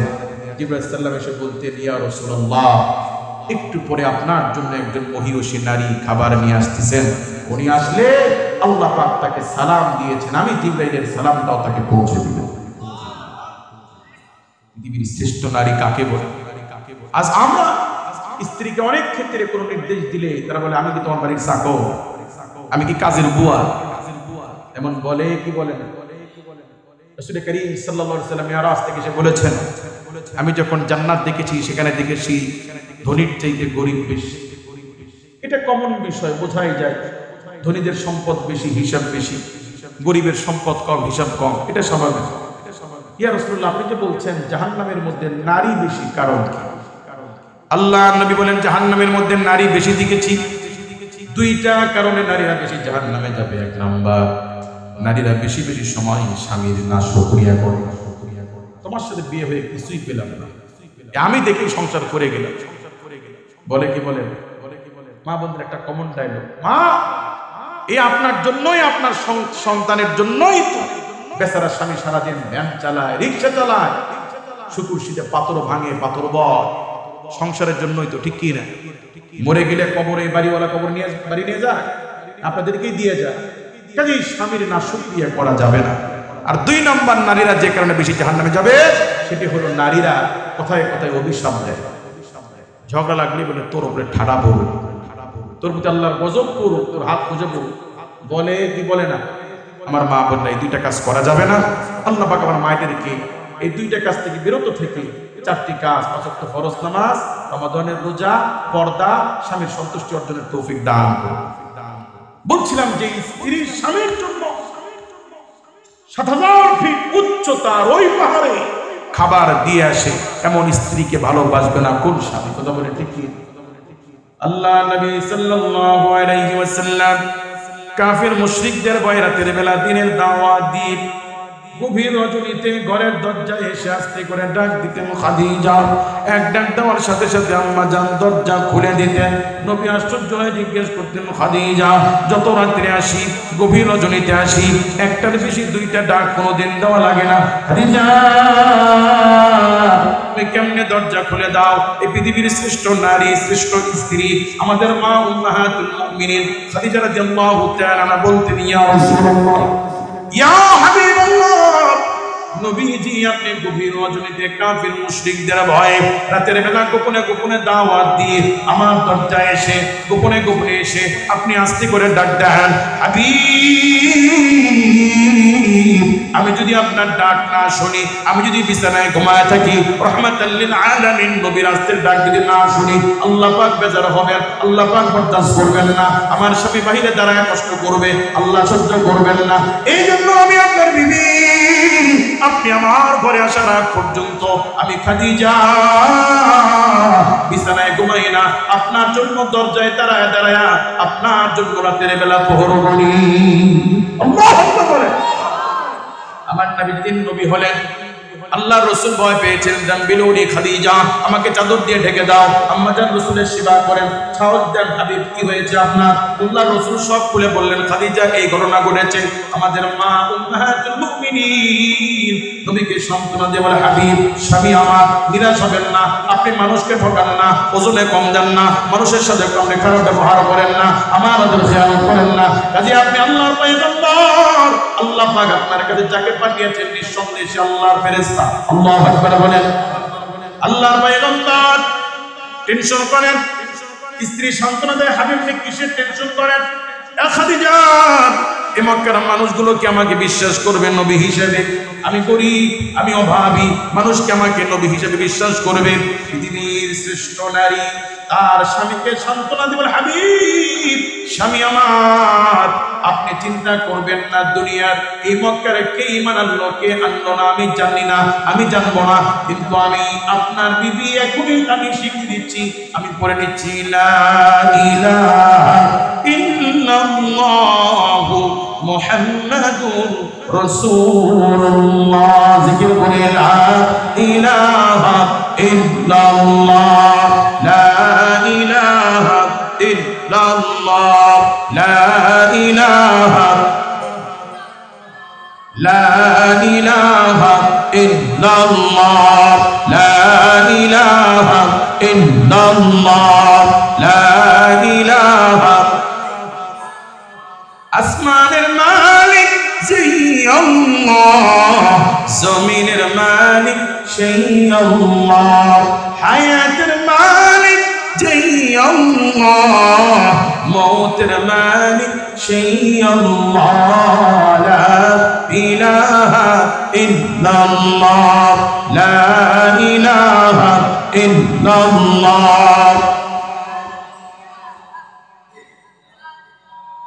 লা ইলাহা ইল্লাল্লাহ মুহাম্মাদুর রাসূলুল্লাহ সাল্লাল্লাহু আলাইহি ওয়াসাল্লাম।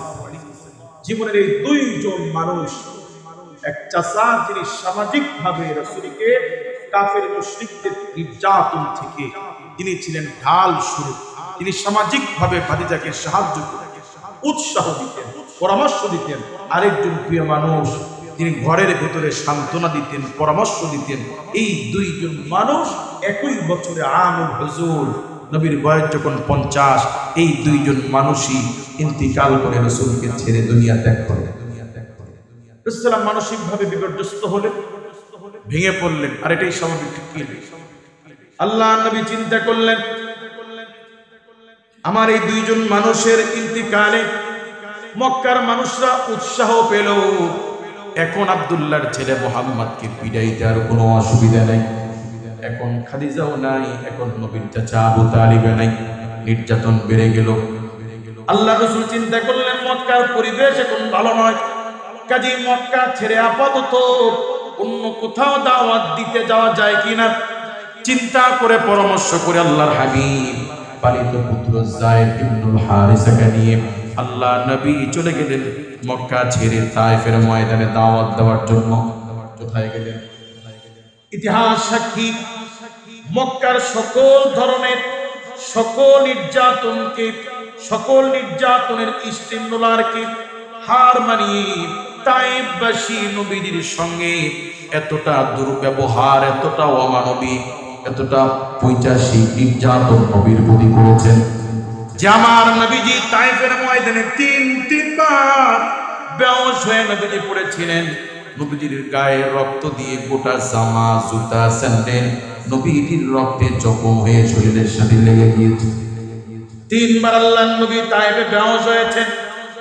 নিষ্ঠুর তায়েফবাসী আল্লাহর নবীকে আবার মার করিয়েছেন, আবার মারধর করেছেন। আল্লাহর নবী এতটা রক্তাক্ত হয়েছেন, এত রক্ত নবীজির কখনো ঝরেননি। নাউযুবিল্লাহ বলেন। আল্লাহ তাআলার রাসূলকে আমাদের মা উম্মাহাতুল মুমিনিন আয়েশা রাদিয়াল্লাহু তাআলা আনহা মদিনার জীবনে গোসল করায় দিচ্ছেন। দেখেন পিঠের মধ্যে অসংখ্য দাগ। জিজ্ঞেস করলেন হাবিব এই দাগগুলো কিসের? আপনার কি ঘা হয়েছিল? রাহমাতাল লিল আলামিন বলেন আয়েশা আমার পিঠে দাগগুলো দেখো, এগুলো কোনো দাগ, কোনো ঘায়ের নয়, বর্ষণের নয়।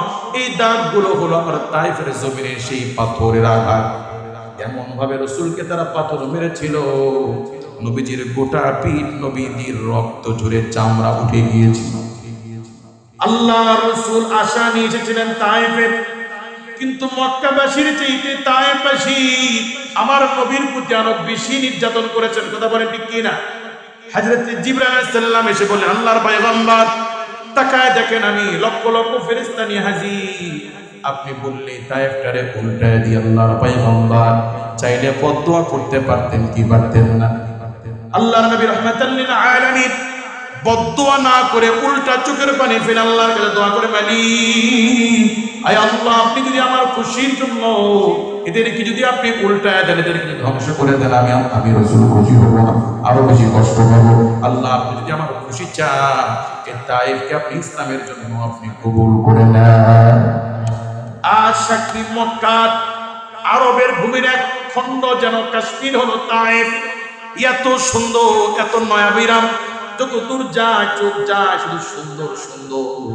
এই তায়েফ রাসূলের দোয়ার বরকতে আজ মানুষ সেখানে ঘুরতে যায়। আল্লাহর পর্যটন কেন্দ্র বানায় দিয়েছে। সুবহানাল্লাহ বলেন। আল্লাহর নবী তায়েফ থেকে ফিরে মক্কায় আসলেন। চাচা আবু তালিব নাই, জীবন সাথী 25 বছরের সংসারী দাম্পত্য জীবনের বন্ধু স্ত্রী খাদিজা নাই, তায়েফের রক্তাক্ত আহত শরীর।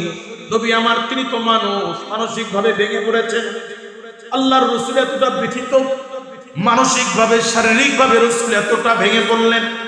ওই সময় আল্লাহ তাআলা কোনো দরখাস্ত ছাড়া তার বন্ধু এই দুর্দিনে দুঃখের সময় আমুল হুজুনে আল্লাহ পাক দুনিয়ার কোনো চাঁদ সূর্য নয়, দুনিয়ার কোনো দূর পাহাড়ে নয়, বন্ধুর দুঃখের সময় বন্ধুকে সান্ত্বনা দেওয়ার জন্য, বন্ধুকে ভালোবেসে বন্ধুকে দুঃখের সময় বন্ধুর দুঃখগুলো মুছে দেওয়ার জন্য আল্লাহ পাক তার পয়গম্বরকে আরশে আজিমে দাওয়াত করে আল্লাহ আরশে নিয়েছে। আল্লাহু আকবার বলেন। মুআজ্জাজ হাজিরিন, মেরাজের আলোচনা করার উদ্দেশ্য নয়, উদ্দেশ্য এইটা, তাৎপর্যটা বুঝানো। মুমিনের প্রতিটি বিপদ আপদে মুমিনের পাশে দাঁড়ান বলুন তিনি কে? এবার আসেন এই মেরাজের বহু আলোচনা তো আমরা শুনেছি। আল্লাহ পাক যত ইবাদত ইসলামে দিয়েছেন, কোরআনে দিয়েছেন, সব ইবাদত আল্লাহ পাক জিবরাইল আলাইহিস সালামের মাধ্যমে দিয়েছেন। কার মাধ্যমে? একটি মাত্র ইবাদত, যে ইবাদত আল্লাহ রাব্বুল আলামিন কোনো মাধ্যমে দেন নাই, কোনো ভায়া ছাড়া, ট্রানজিট ছাড়া, মাধ্যম ছাড়া আল্লাহ রাব্বুল আলামিন সরাসরি তার পয়গম্বরকে দিয়েছেন। সেটি হলো মেরাজের রজনীতে আল্লাহ পাক তার নবীকে ভায়া ছাড়া, ট্রানজিট ছাড়া সরাসরি আল্লাহ নিজে নামাজ দিয়েছেন। আল্লাহু আকবার বলেন। এখনই দোয়া হবে। নামাজের ব্যাপারে সংক্ষিপ্ত একটু বলি। এই পৃথিবীতে ইসলামের মধ্যে যত আমল আছে, ইবাদত আছে, সর্বশ্রেষ্ঠ আমল হলো নামাজ। নামাজের মতো এত দামি ইবাদত পৃথিবীতে নাই। কথা বলেন ঠিক কি না? আল্লাহ রাব্বুল আলামিন বলেন, ومن يبتغي غير الإسلام دينا فلن يقبل منه وهو في الآخرة من الخاسرين। ইসলাম ছাড়া দুনিয়াতে যা আছে সব পরিত্যাজ্য, সব কেবলমাত্র আল্লাহর কাছে মনোনীত দিন, কেবলমাত্র আল্লাহর কাছে মনোনীত ধর্ম হলো ইসলাম। ইন্নাদ-দীনা ইনদাল্লাহিল ইসলাম। একমাত্র ধর্ম যেটা আল্লাহর কাছে মনোনীত, তার নাম কি? এই ইসলামকে আল্লাহ রাব্বুল আলামিন 5টি খুঁটির উপর আল্লাহ দাঁড় করিয়েছেন। নবী সাল্লাল্লাহু আলাইহি ওয়াসাল্লাম বলেন, আন আব্দুল্লাহ ইবনে উমর রাদিয়াল্লাহু তাআলা আনহু قال قال رسول الله صلى الله عليه وسلم بني الإسلام على 5 شهادة أن لا إله إلا الله وأن محمدا رسول الله إقام الصلاة وإيتاء الزكاة وصوم رمضان والحج بيت الله। 5টি খুঁটির উপর আল্লাহ পাক তার দ্বীন, তার ধর্ম ইসলাম আল্লাহ প্রতিষ্ঠিত করেছেন। ঈমানের পরেই 4টি খুঁটির অন্যতম খুঁটি হচ্ছে নামাজ। সুবহানাল্লাহ বলেন। নামাজ কত দামি ইবাদত! আল্লাহ পাক কুরবানি ওয়াজিব করেছেন, হজ ফরজ করেছেন, যাকাত ফরজ করেছেন, নারীর জন্য পর্দা ফরজ করেছেন। এই সব ইবাদত শিশুর উপরে ফরজ তখন হয় যখন সে বালেগ হয়, যখন সে, কোন শিশুর বাপ নাই, টাকার মালিক, শিল্পপতি, লাখপতি। তো যাকাত কখন ফরজ? যখন ছেলে বালেগ হবে, যখন ছেলে। রোজা কখন ফরজ? যখন আপনার সন্তান বালেগ হবে। আপনার মেয়ের জন্য পর্দা কখন ফরজ? যখন মেয়ে বালেগ হবে। নামাজ এত দামি ইবাদত, আল্লাহ পাক এই নামাজকে বালেগের সাথে করে দেন নাই। হজ, যাকাত, কুরবানি এগুলো সব ফরজ হয়, ওয়াজিব হয় বালেগ হলে, কিন্তু আল্লাহ পাক নামাজকে বালেগের সাথে করে দেন নাই। বয়স 7 বছর বাচ্চাদেরকে মসজিদে নাও, নামাজ শিখাও। বয়স 10 বছর, এখন নামাজের জন্য পিটারি লাগাও। নামাজ ফরজ হয় কয় বছরে? 10 বছরে। বলুন কয় বছরে? পর্দা ফরজ হলো বালেগ হলে, হজ ফরজ হলো বালেগ হলে, রোজা ফরজ হলো বালেগ হলে, কিন্তু নামাজ বালেগ নয়। 10 বছর বয়স বালেগ হোক চাই না হোক, নামাজ ফরজ। নামাজের গুরুত্ব কম না বেশি? ভাই এই যে সামনে রোজা আসতেছে, 1 মাস পরে রমাদান। আল্লাহ রাব্বুল আলামিন রোজার মাসালা দিয়েছেন, আইয়ামান মা'দুদাত فمن كان منكم مريضا أو على سفر فعدة من أيام أخرى। الله أكبر। রমাদানের নির্দিষ্ট দিনগুলোতে তোমাদের জন্য রোজা রাখা ফরজ। আল্লাহ পাক রোজার মাসালা দিচ্ছেন, আইয়ামিন উখরা, তাদের জন্য রুখসাত কারা? আল্লাহ পাক বলেন, ফামান কানা মিনকুম মারিদান, তোমাদের মধ্যে যারা রমাদান মাসে অসুস্থ থাকবে, আও আলা সাফারিন, অথবা মুসাফির হালতে থাকবে। রমজান মাসে মুসাফিরের জন্য রোজা রাখতে যদি কষ্ট হয়, রমাদান মাসে কেউ যদি অসুস্থ থাকে, হঠাৎ ডায়রিয়া, হঠাৎ জ্বর, অ্যাক্সিডেন্ট, ওষুধ খাইতে হবে। রমজান মাসে আল্লাহ রাব্বুল আলামিন রোজাদারের জন্য, অসুস্থতার জন্য আল্লাহ পাক রোজার রুখসাত দিয়েছেন। আইয়ামে উখরা, পরে আদায় করবে, পরে। রমজান মাসে অসুস্থ রাখতে পারছেন না, পরে করবে। রমজান মাসে মুসাফির, কাজের জন্য দূরে গিয়েছেন, রোজা রাখতে কষ্ট, আইয়ামে উখরা, পরে আদায় করবেন, পরে। কিন্তু কোন ব্যক্তি যদি এমন হয়, 100 বছরের মুরব্বী, বিছানায় পড়া রোগী, প্যারালাইসিসের রোগী, বলুন তিনি কি আর ইয়াং হওয়ার সুযোগ আছে? যেই রোগী রমাদানেও পারবে না, রমাদানের পরেও পারার কোনো সুযোগ নাই, সম্ভাবনা নাই, এমন ব্যক্তির মাসালা হলো, একজন গরিব ব্যক্তিকে দুবেলা পেট ভরে খানা খাওয়াবে, সাহারি এবং ইফতারি করাবে, তার পরিবর্তে রোজার হক আদায় হয়ে যাবে। তাহলে আমার দাদা যদি বিছানায় পড়ে থাকে, তিনি যদি রমাদানও না পারেন, রমাদানের পরেও যদি না পারেন, তাহলে তার ক্ষেত্রে মাসালা কি? একজন গরিব মানুষকে সাহারি এবং ইফতারি পেট ভরে করাইতে হবে, তাহলে তার পরিবর্তে রোজার হক আদায় হয়ে যাবে। তাহলে রোজার বদল আছে না নাই? হজ ফরজ। এই এলাকার কোন শিল্পপতি হজে যাবেন, পূর্ণ নিয়ত, সব প্রস্তুতি সম্পূর্ণ, হঠাৎ গলাকাটা ব্রিজের এখানে অ্যাক্সিডেন্ট করে 2 পার হাড্ডি হুড্ডি সব ভেঙে, কোমর ভেঙে এখন বিছানায় পড়ে গেছে, এখন তার যাওয়ার সুযোগ নেই, অসুবিধে নেই। ইসলাম আপনাকে রুখসাত দিয়েছেন যে আপনি যদি যাইতে না পারে আপনার অর্থ দিয়ে আরেকজন ব্যক্তিকে হজে পাঠায় দেন, আপনার পরিবর্তে বদল হজ হয়ে যাবে। তাহলে রোজার বদল আছে না নাই? হজের বদল আছে না নাই? কিন্তু নামাজ, নামাজ এত দামি বদল। যত অসুস্থ হন, বিছানায় পড়ে গিয়েছে, 100 বছরের বুড়া, 150 বছরের বুড়া, ঘাড় ফিরাইতে পারেন না, কথা বলতে পারেন না, কিন্তু জ্ঞান আছে। কিন্তু এমন মাজুর অসুস্থ ব্যক্তিকে ইসলাম নামাজের কোন রুখসাত দেয় নাই, বদল দেয় নাই। ইমাম সাহেব বলে দিলে হবে না, বউ বাচ্চা বলে দিলে হবে না, মাপও নাই, তোমাকে পড়তেই হবে। দাঁড়িয়ে হোক, দাঁড়িয়ে না বলো বসে, বসে না বলো শুয়ে, কিন্তু পড়তেই হবে, কোনো মাপ নাই। কি বুঝলেন নামাজের গুরুত্ব কম না বেশি? যেখানে হজের বদল আছে, রোজার বদল আছে, কিন্তু নামাজের কোনো বদল নাই, পড়তেই হবে। ইসলাম 100 বছরের বিছানায় পড়া মুরব্বীকেও নামাজের সাথ দেয় নাই। আপনি যুবক মানুষ, সুস্থ মানুষ, নামাজ পড়েন না, আপনার তো ব্যালেন্ডার করা উচিত। এই যে আমরা নামাজ পড়বো ইনশাআল্লাহ। আল্লাহ রাব্বুল আলামিন বলেন, ওয়ালা তাকুনু কাল্লাযীনা নাসুল্লাহা ফাআনসাহুম আনফুসাহুম উলাইকা হুমুল ফাসিকুন। আল্লাহু আকবার বলেন। রহমানুর রহিম আল্লাহ রাব্বুল আলামিন কোরআন নাযিল করে বলেন, দুনিয়ার মুমিন, ওয়ালা তাকুনু কাল্লাযীনা নাসুল্লাহ, তোমরা তাদের মতো হয় না যারা আল্লাহকে ভুলে গেছে। ফাআনসাহুম আনফুসাহুম, আল্লাহ পাক বলেন যারা আল্লাহকে ভুলে গেছে, ওরা আসলে আল্লাহকে ভুলে নাই, আল্লাহ ওদেরকে আত্মভোলা বানায় দিয়েছে, ওরা নিজের ভালো নিজে ভুলে গেছে। তার মানে হলো এই জমিনে যারা নামাজ পড়ে না তারা আল্লাহকে ঠকায় নাই, নিজেকে ঠকিয়েছে। তুমি নামাজ পড়ো নাই, আল্লাহ ঠকে নাই। তুমি নামাজ পড়ো নাই, মসজিদ ক্ষতিগ্রস্ত হয় নাই। তুমি নামাজ পড়ো নাই, ইসলামের কোনো ক্ষতি হয় নাই।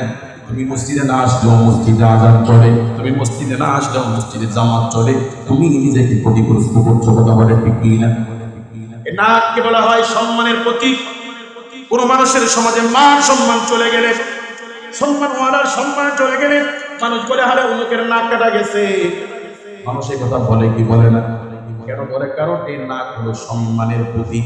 নাক, কপালকে বলা হয় ভাগ্যের প্রতীক। কোন মানুষ ক্ষমতাহীন হয়ে গেলে বলে, আরে হাসিনার কপালে আগুন লাগছে। শিল্পপতি ফকির হলে মানুষ বলে অমুকের কপালে আগুন লাগছে। বলে কি বলে না?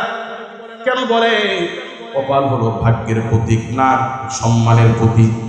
কোন মুমিন যখন নামাজের মাধ্যমে কোন মুমিন যখন নামাজের মাধ্যমে তার সম্মানের প্রতীক নাক আর ভাগ্যের প্রতীক কপাল যখন আল্লাহর কুদরতি পায়ে বিছায় দেয়, আল্লাহ পাক নামাজের বদৌলতে মুমিনের সম্মান এবং ভাগ্যের চাবিকাঠি আল্লাহ পাক খুলে দেয়। কাজেই নামাজ পড়লে লাভ কার? নিজের লাভ। কার লাভ?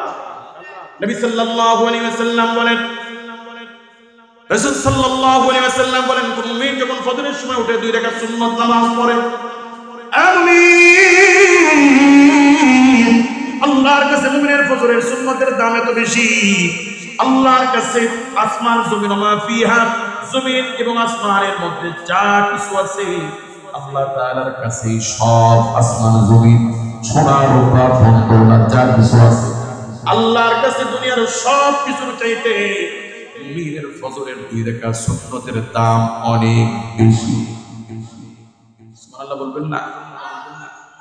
যে ব্যক্তি ফজরের সুন্নাত নামাজ পড়লো, কেমন যেন আসমান জমিনের চাইতে দামি দৌলত সে নিতে পারলো।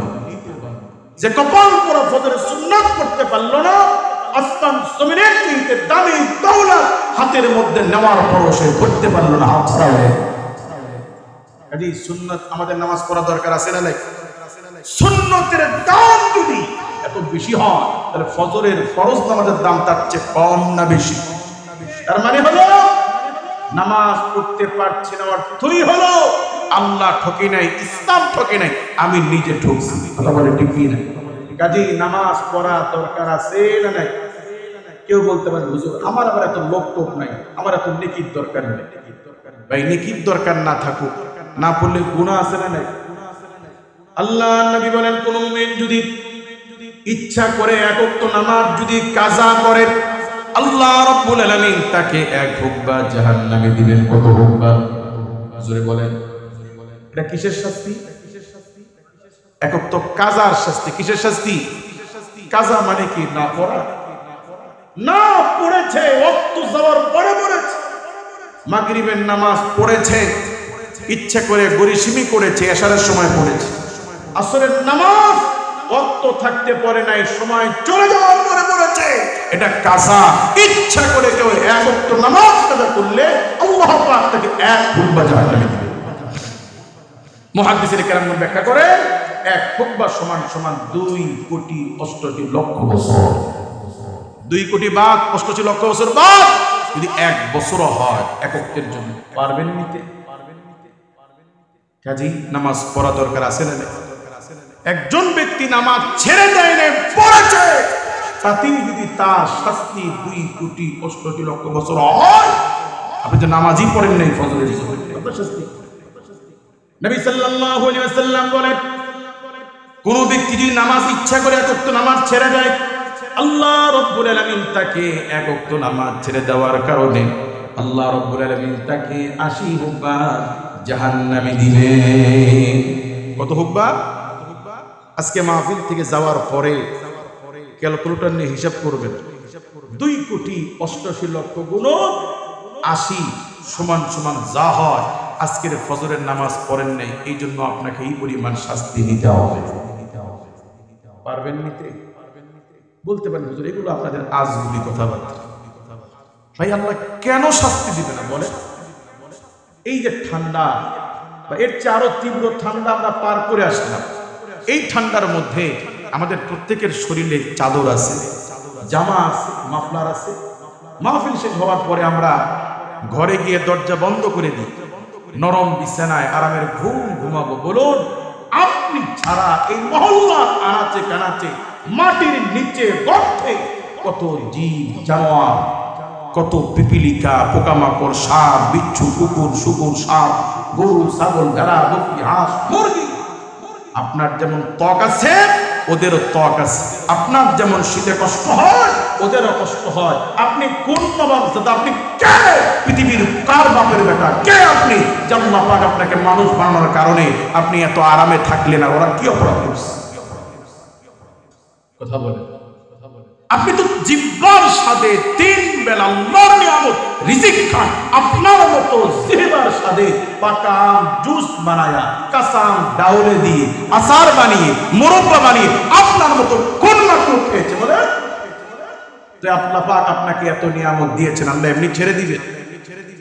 পৃথিবীর একটা গরু বাচ্চা প্রসব করার পরে আমরা বাছুরকে বেঁধে রাখি, বালতি নিয়ে গরুর নিচে গিয়ে দুধ দহন করি, যখন দেখি দুধ আর বের হয় না তখন আমরা বাছুর ছেড়ে দিই, দুধের বালতি আমরা সরাই।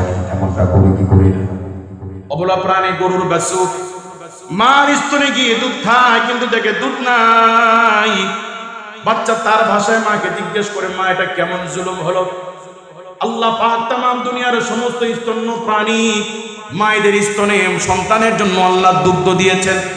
আমি তোমার পেটে আসার আগে তোমার উলানে দুধ ছিল না, আল্লাহ পাক আমার খাবারের জন্য তোমার উলানে দুধ দিয়েছেন। কিন্তু এই দুনিয়ার মানব জাতি আমাকে বেঁধে রেখে আমার সব খাবারগুলো হাইজ্যাক করে নিয়ে গেল, মা কাজটা কি আর ঠিক করলো? অবলা প্রাণী গরু বাচ্চার প্রশ্নের জবাব কেমনে দিবে? গরু তার ভাষায় বাচ্চার শরীর জিহ্বা দিয়ে চেটে চেটে সান্ত্বনা দেয়, আমার কলিজার টুকরা বাবা বাছুর কষ্ট পাস না। আল্লাহ পাক আমাদেরকে গরু বানিয়েছেন, আল্লাহ আমাদের তৈরি করেছেন মানুষের সেবার জন্য।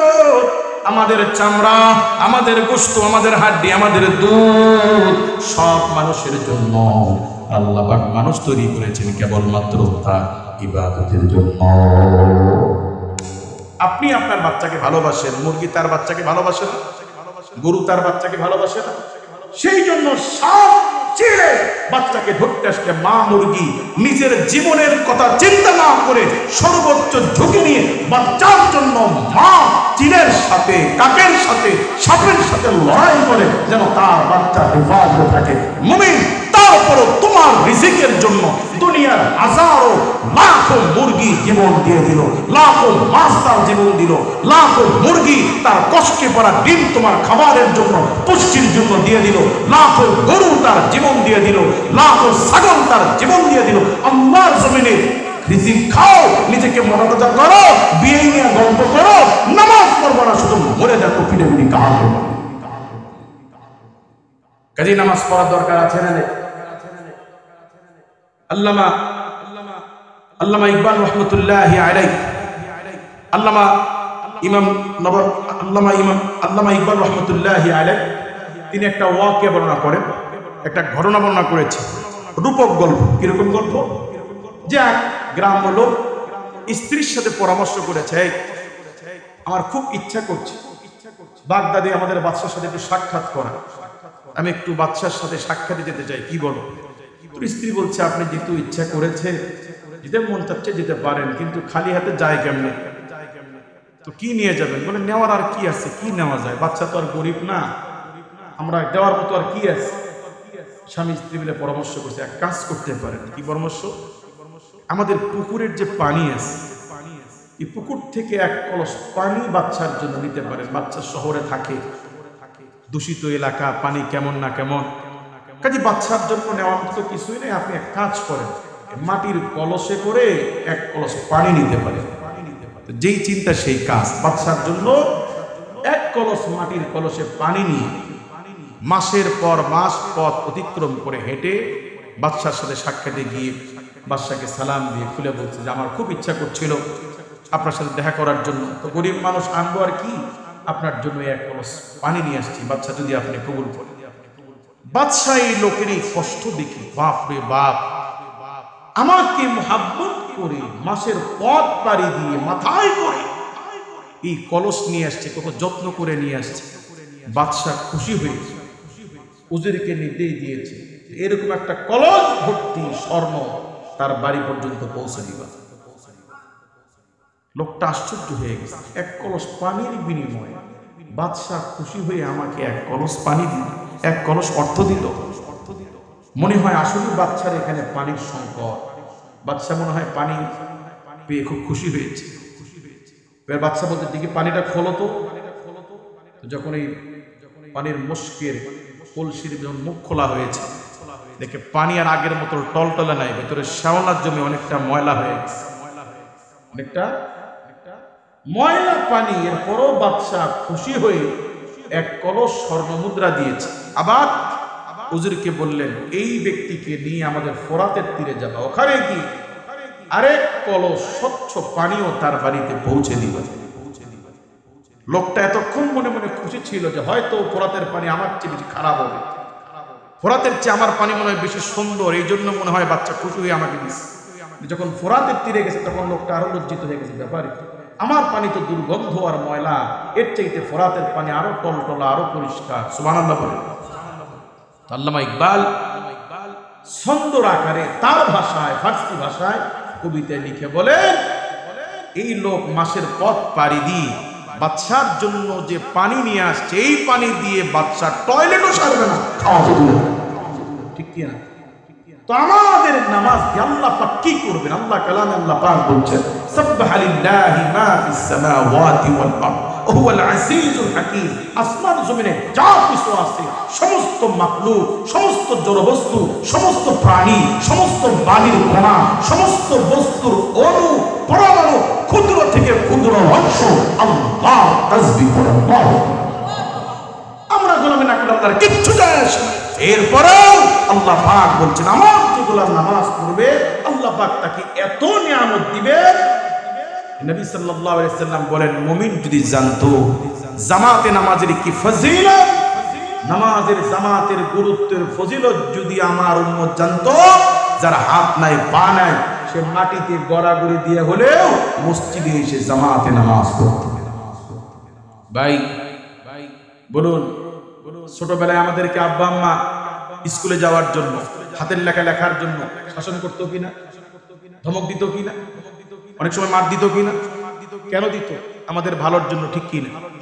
আচ্ছা, এখন যখন বড় হয়েছে, বুড়া বাপটা এখনো জীবিত আছে, বুড়া মাটা এখনো জীবিত আছে, এখন কি স্কুলে যাওয়ার কথা ভুলেও কখনো বলেছে আপনি? এখন কি কখনো ভুলেও ধমক দিয়েছে স্কুলে যাওয়ার জন্য? না, ওই চ্যাপ্টার শেষ বহুত বোঝানো হয়েছিল আমাদের ছোটবেলায়। যারা করছে তারা এখন কেউ বিসিএস ক্যাডার, কেউ সচিবালয়ে কর্মরত, কেউ সরকারি অফিসার হয়েছে, কেউ ভালো ভালো পজিশনে আছে। আর তাদের চাইতে আরো মেধাবী হয়তো সমাজে ছিল যারা পড়ে নাই। এখন আফসোস করে, কি করলাম, আমার তো মেধা ওর চেয়ে ভালো ছিল, ও যদি বিসিএস ক্যাডার হতে পারে আমি তো তার চেয়ে বেশি কিছু করতে পারতাম। এরকম আফসোস হয় কি হয় না? বিশ্বাস করুন, সদ্য বিদায়ী প্রধানমন্ত্রী এপার থেকে ওপারে গিয়ে ভারতের মাটিতে বসে যতটা না আফসোস করে, হাই কেন আমি ছাত্রদেরকে রাজাকারের বাচ্চা বলতে গেলাম, যদি না বলতাম পরিস্থিতি হয়তো আজকে এই পর্যন্ত আসতো না। বলুন, এইরকম কোন সূচনা মানুষ হিসেবে তার ভেতরে হওয়া স্বাভাবিক কিনা? বিশ্বাস করুন, আল্লাহর কসম, তার চেয়ে হাজার গুণ লাখ গুণ বেশি আফসোস আমরা করব। হাই আগে যদি বুঝতাম এক একটা সিজদার মর্যাদা এত বেশি, এক একটা রুকুর মর্যাদা এত বেশি, দুনিয়া চলে গেলেও, ঘর জাহান্নামে গেলেও তাও নামাজ পড়তাম। সেজন্য আফসোস করে কোনো কাজ হবে? এই যে আমরা মসজিদে আসলেই, পীর সাহেবের খানকায় গেলেই, তাবলীগের জামাতে বসলেই ঘুরে ফিরে নামাজের বয়ান, আপনাদের কান ঝালাপালা করি আমরা। ভাই, এই নামাজের কথা আপনার মৃত্যু পর্যন্তই বলা হবে। এখন যেমন কেউ স্কুলে যাওয়ার কথা বলে না, ঠিক যেদিন আপনার মৃত্যু ঘটবে, মসজিদের মাইকে যেদিন আপনার জানাজার এলান হবে, সেদিন আর কেউ কখনো বলবে না নামাজ পড়িও। দুনিয়ার তো ঠিক মতো পড়ো নাই, কবর অন্তকে ঠিক মতো নামাজ পড়িও, এ কথা আর বলা হবে না। আর কোনদিন তোমাকে নামাজের কথা বলা হবে না, আর পড়া লাগবে না। মেয়াদ শেষ, চাইলেও পড়তে পারবা না। যদি পড়তে পারো, কোটি কোটি মিলিয়ন মিলিয়ন সিজদা দিয়ে মিলিয়ন মিলিয়ন কোটিবার কোরআনুল কারীম খতম করার পরেও একটা নেকি, অনলি একটা নেকি তোমার আমলে আর দেওয়া হবে না। কাজে এখনো সুযোগ আছে, আল্লাহকে সিজদা দিতে পারো। এটা আমাদের 14 গোষ্ঠীর সুনসিব যে আল্লাহ পাক আমার থেকে একটা সিজদা নিচ্ছে। কাজে নামাজ না পড়ার অর্থ আল্লাহ ঠকে নাই, নিজে ঠকিয়েছে। কাজে আমাদের নামাজ পড়া দরকার আছে না নাই? ভাই, এই পৃথিবীর নিকৃষ্ট প্রাণী কুকুর, যে ঘরে থাকে রহমতের ফেরেশতা আসে না। যেই খাবারে মুখ দেয়, ওই খাবারের বাটি, ওই পাতিল, ওই প্লেট 7 বার না ধুলে খাওয়া জায়েজ নেই। কতবার ধুইতে হয়? কুকুরে মুখ দেওয়া বাটি পাতিল 7 বার ধুইতে হয়। কুকুরের গায়ের পানি যদি কারো কাপড়ে লাগে, সেই কাপড়ে নামাজ হয় না। কুকুর যে ঘরে থাকে রহমতের ফেরেশতা আসে না। এটার দ্বারা কি বুঝলেন? কুকুর খুব দামি, খুবই পবিত্র, মানে কি নাপাক? এই নিকৃষ্ট প্রাণী, জমিনের এক নাপাক প্রাণী কুকুরকে 3 দিন 4 দিন পর পর ময়লার বালতির পোড়া ভাত, ফেলে দেওয়া বালতির পচা ভাত, মাছের কাঁটা, খাবারের জুঠা, নষ্ট খাবার যদি কুকুরকে 2 দিন 3 দিন পর পর খাইতে দেন, এই কুকুর রাত জেগে জেগে আপনার বাড়ির দারোয়ানের ডিউটি পালন করে। বউ বাচ্চা নিয়ে, পরিবার নিয়ে ঘুমান, কুকুর ঘুমায় না। কুকুর চিন্তা করে, এই বাড়ির মালিক আমাকে জায়গা দিয়েছে, খাবার দিয়েছে, আমি ঘুমাইলে ডাকাত আসতে পারে, চোর আসতে পারে, শিয়াল এসে আমার মনিবের বাড়ির হাঁস মুরগি নিতে পারে। আমার নৈতিক দায়িত্ব মালিকের সেবা করা, খেদমত করা, ডিউটি পালন করা। হাই মানুষ, শ্রেষ্ঠ জীব, নিকৃষ্ট নাপাক প্রাণী। তোমার বিরিয়ানির গরম প্লেটের রানের অংশ নয়, তোমার গরম বিরিয়ানি নয়, পচা ভাত হাড় হাড্ডি খেয়ে এই পৃথিবীর নিকৃষ্ট প্রাণী কুকুর যদি আপনার বাড়ির রাত জেগে জেগে ডিউটি পালন করতে পারে, হাই মানুষ, হাত আল্লাহর দেওয়া, চোখ আল্লাহর দেওয়া, জবান আল্লাহর দেওয়া, পুরুষ হয়ে পৃথিবীতে আসা এটা আল্লাহর দেওয়া নিয়ামত, নারী হয়ে পৃথিবীতে এসেছে এটা আল্লাহর নিয়ামত। আল্লাহ পাক চাইলে আমাদেরকে কমন জেন্ডার, দ্বিতীয় লিঙ্গ আল্লাহ বানাইতে পারতেন, বলুন পারতেন কিনা? কাজে আল্লাহ পাক কত ইজ্জত সম্মান রিজিক, আল্লাহ কত নিয়ামত দিয়েছেন। সে আল্লাহর জন্য যদি নামাজ 5 ওয়াক্ত করতে না পারি, কুত্তার চেয়ে আমি তো বড় নেবো। কষ্ট পেলেন আমার কথায়? কাজে নামাজ পড়া দরকার আছে না নাই? পড়বো ইনশাআল্লাহ। অনেকে আছে হুজুর সব ঠিক আছে, আমার দ্বারা সম্ভব না, যত বুঝেন বহুত অসুস্থ, আমাকে পারবেন না নামাজে বানাইতে। ভাই যারা নামাজকে ভারী মনে করেন, বোঝা মনে করেন, আল্লাহর আজ থেকে ফরজটা শুরু করেন, তাও করেন। হুজুর সারাদিন দোকানদারি করি, জোহরের সময় বাড়ি যায়, শরীর ক্লান্ত থাকে, নামাজ পড়ার ধৈর্য থাকে না, খাইতে বসে, খাওয়ার পরে আর হুজুর সহ্য হয় না, সম্ভব না। আল্লাহর রাস্তে ফরজটা পড়েন, তাও পড়েন। জোহরকে 10 রাকাত মনে করার কারণে পুরা জোহরই ছেড়ে দিচ্ছে। এই পুরো 10 রাকাত না পড়ার শাস্তি কি সমান? সুন্নত না পড়লে যে শাস্তি, ফরজ না পড়লে কি একই শাস্তি? আপনি নামাজকে ভারী মনে করার কারণে, জোহরকে 10 রাকাত মনে করার কারণে পুরাটাই বাদ দিচ্ছে। রমাদান মাসে তারাবি সহ বড় নামাজ মনে করে পুরা এশা সহ পুরাটাই বাদ দিচ্ছেন। আল্লাহর রাস্তে যারা নামাজকে ভারী মনে করেন, বোঝা মনে করেন, ভাই যত কষ্ট হোক ফরজটা হলেও পড়েন, তাও পড়েন। সারাদিনে ফরজ নামাজ 17 রাকাত, বলুন কত রাকাত? ফজরের 2, জোহরের 4, আসরের 4, মাগরিবের 3, এশার 4, মোট 17 রাকাত। কত রাকাত? যত কষ্ট হোক আল্লাহর রাস্তে ফরজটা পড়েন, তাও পড়েন। হুজুর বাড়ি থেকে মসজিদ দূরে, আমার পক্ষে মসজিদে যাওয়া সম্ভব না, ভাই বাড়িতেই পড়েন, তাও পড়েন। হুজুর দোকান তুই, আমার পক্ষে মসজিদে যাওয়া সম্ভব নয়, আমার কাছে মসজিদের চাইতে দোকানটাই বেশি দামি, ভাই দোকানেই পড়েন, আল্লাহর রাস্তে তাও পড়েন। পারা যাবে? আমি কিন্তু সহজ করে দিয়েছি, যত কষ্ট হোক ফরজটা ছাড়বো না ইনশাআল্লাহ। যেখানেই থাকি সেখানেই পড়েন, তাও পড়েন। পারা যাবে? এখন আমি একটা জিনিস চাইবো আপনাদের কাছে, দিবেন আপনারা? এখন আওয়াজ দিচ্ছেন না, মনে করেন হুজুর মনে হয় কালেকশন করবে। না, কালেকশন করবো না। সবাই দিবেন আপনারা? সেটা হলো আপনারা এই মুহূর্তে আমার কাছে সত্য কথা বলবেন। পারা যাবে? রাসূল বলেছেন আল কিযবু উম্মুক, সকল পাপের মা মিথ্যা। মানুষ যদি মিথ্যা ছেড়ে দিত, চুরি করতে পারতো না, ওজনে কম দিতে পারতো না, মানুষকে ওজনে কম দিতে পারতো না, মালে ভেজাল দিতে পারতো না। সকল পাপের মা হচ্ছে মিথ্যা। এই মুহূর্তে আপনারা সবাই সত্য বলবেন। পারা যাবে ইনশাআল্লাহ? সবাই রেডি? একটু গলা খাকার দেন।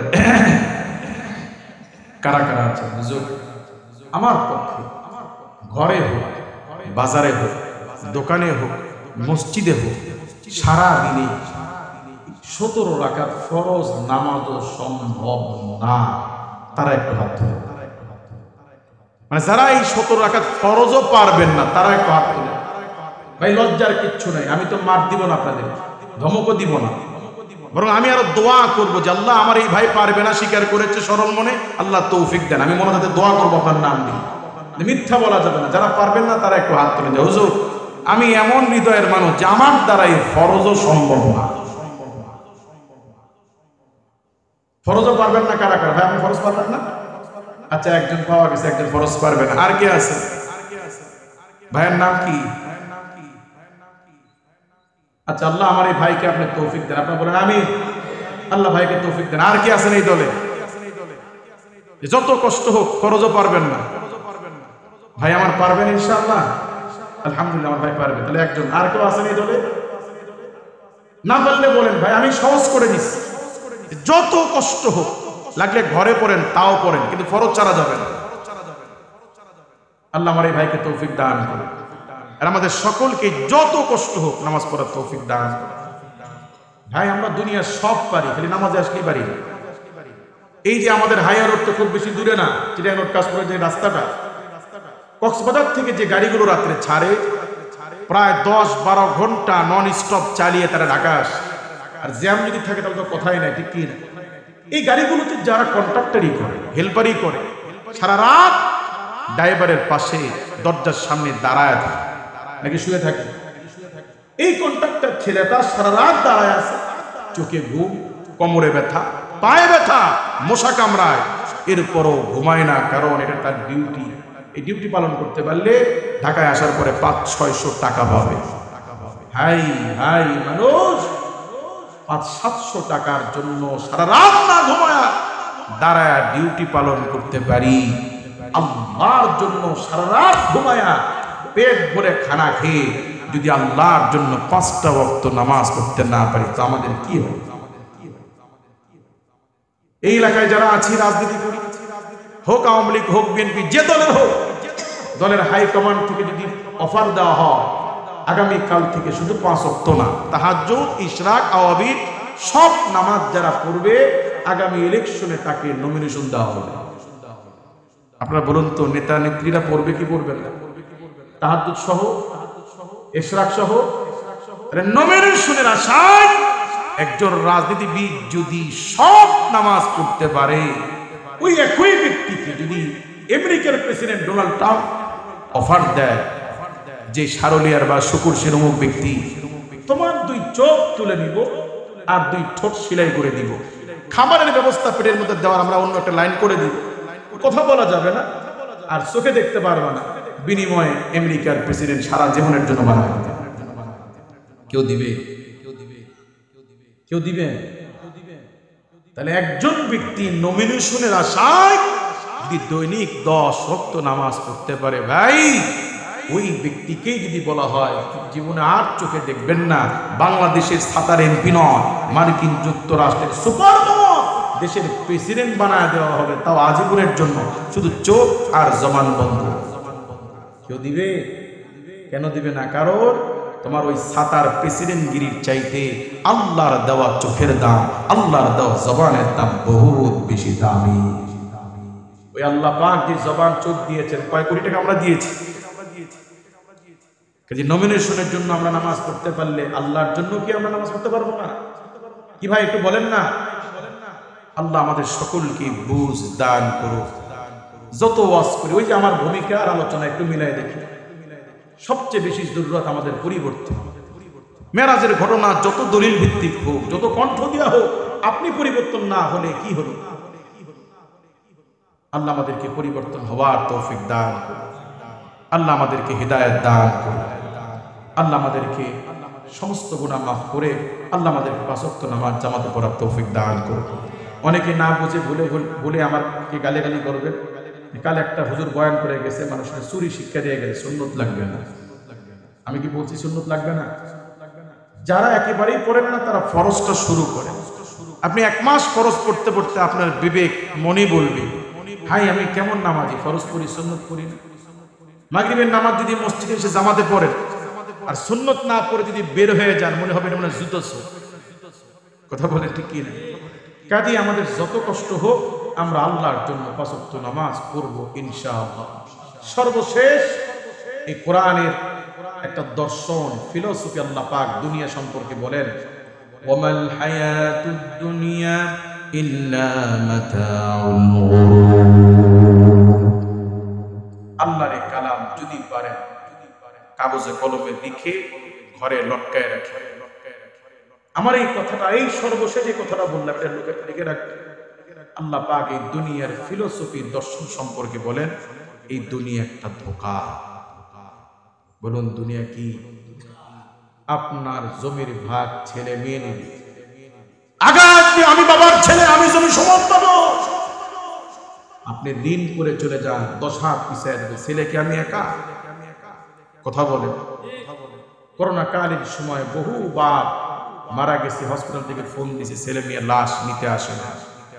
বৃদ্ধাশ্রমে বহু শিল্পপতি কোটিপতির বাপ ধুকে ধুকে মরে যায়, কর্তৃপক্ষ ফোন দেয়, বাবার লাশটা তো নিয়ে যান, সময় নেই, আল্লাহর রাস্তায় দাফন করে দেন, টাকা পাঠিয়ে দেব। ওমাল হায়াতুদ দুনিয়া ইল্লা মাতাউল গুরুর। এই দুনিয়া একটা ধোঁকা। যাদেরকে ভালোবাসি, বউ বাচ্চা ছেলে মেয়ে, এরা আমার গলায় পরকালে রশি লাগে, আল্লাহ আমার এই স্বামী আমাকে বিয়ে করে নামাজের জন্য শাসন করে নাই, এই জন্য নামাজ পড়ে নাই, আজকে আমি কেন জাহান্নামে যাব? আমার স্বামীও জাহান্নামে যাবে। ছেলেরা আমার বাপ জন্ম দিয়েছে, নামাজ শিখায় নাই, মাদ্রাসা যায় নাই, কোরআন শিখায় নাই, আমি কেন জাহান্নামে যাব? তাহতা উদামিনা। আল্লাহ তাদেরকে পাড়ায় পাড়ায় জাহান্নামে নিয়ে যেতে। কাজী নিজের চাপন কেউ না, পৃথিবীতে এসেছি একা, শুকুরশি কবরস্থানে যেতে হবে একা। কাজী আল্লাহ পাক আমাদের সকলকে নিজের ভালো বুঝে আল্লাহ আমাদেরকে পরিবর্তন হওয়ার তৌফিক দান করুন। দুনিয়াতে যা করছে দোকানদারি, ব্যবসা বাণিজ্য, বিল্ডিং, ঘর, চাকরি, এগুলোর বেনিফিট সবাই নেবে, কিন্তু আপনার কোনগুলো? আপনার হচ্ছে নামাজ, আপনার হচ্ছে জিকির, আপনার হচ্ছে ইবাদত। আল্লাহর জন্য কোরআন তেলাওয়াত করছেন, এই ভাগ বউ বাচ্চা নেবেন, এটা আপনার। নামাজ পড়েছেন, এটা ভাগ বাড়াটা হবে না, এটা আপনার। দান করেছেন, এটা আপনার। আমরা বেয়াকুব, সবার জন্য ভবিষ্যৎ সাজায়, নিজে খেয়ে না খেয়ে সম্পদ গড়ে দিয়ে যায়, কিন্তু নিজের জন্য কিচ্ছু করি না। আল্লাহ আমাদেরকে জীবনের এই সহজ সমীকরণ আল্লাহ আমাদেরকে বুঝে, আল্লাহ আমাদেরকে হিদায়াত প্রাপ্ত হওয়ার তৌফিক দান করুন।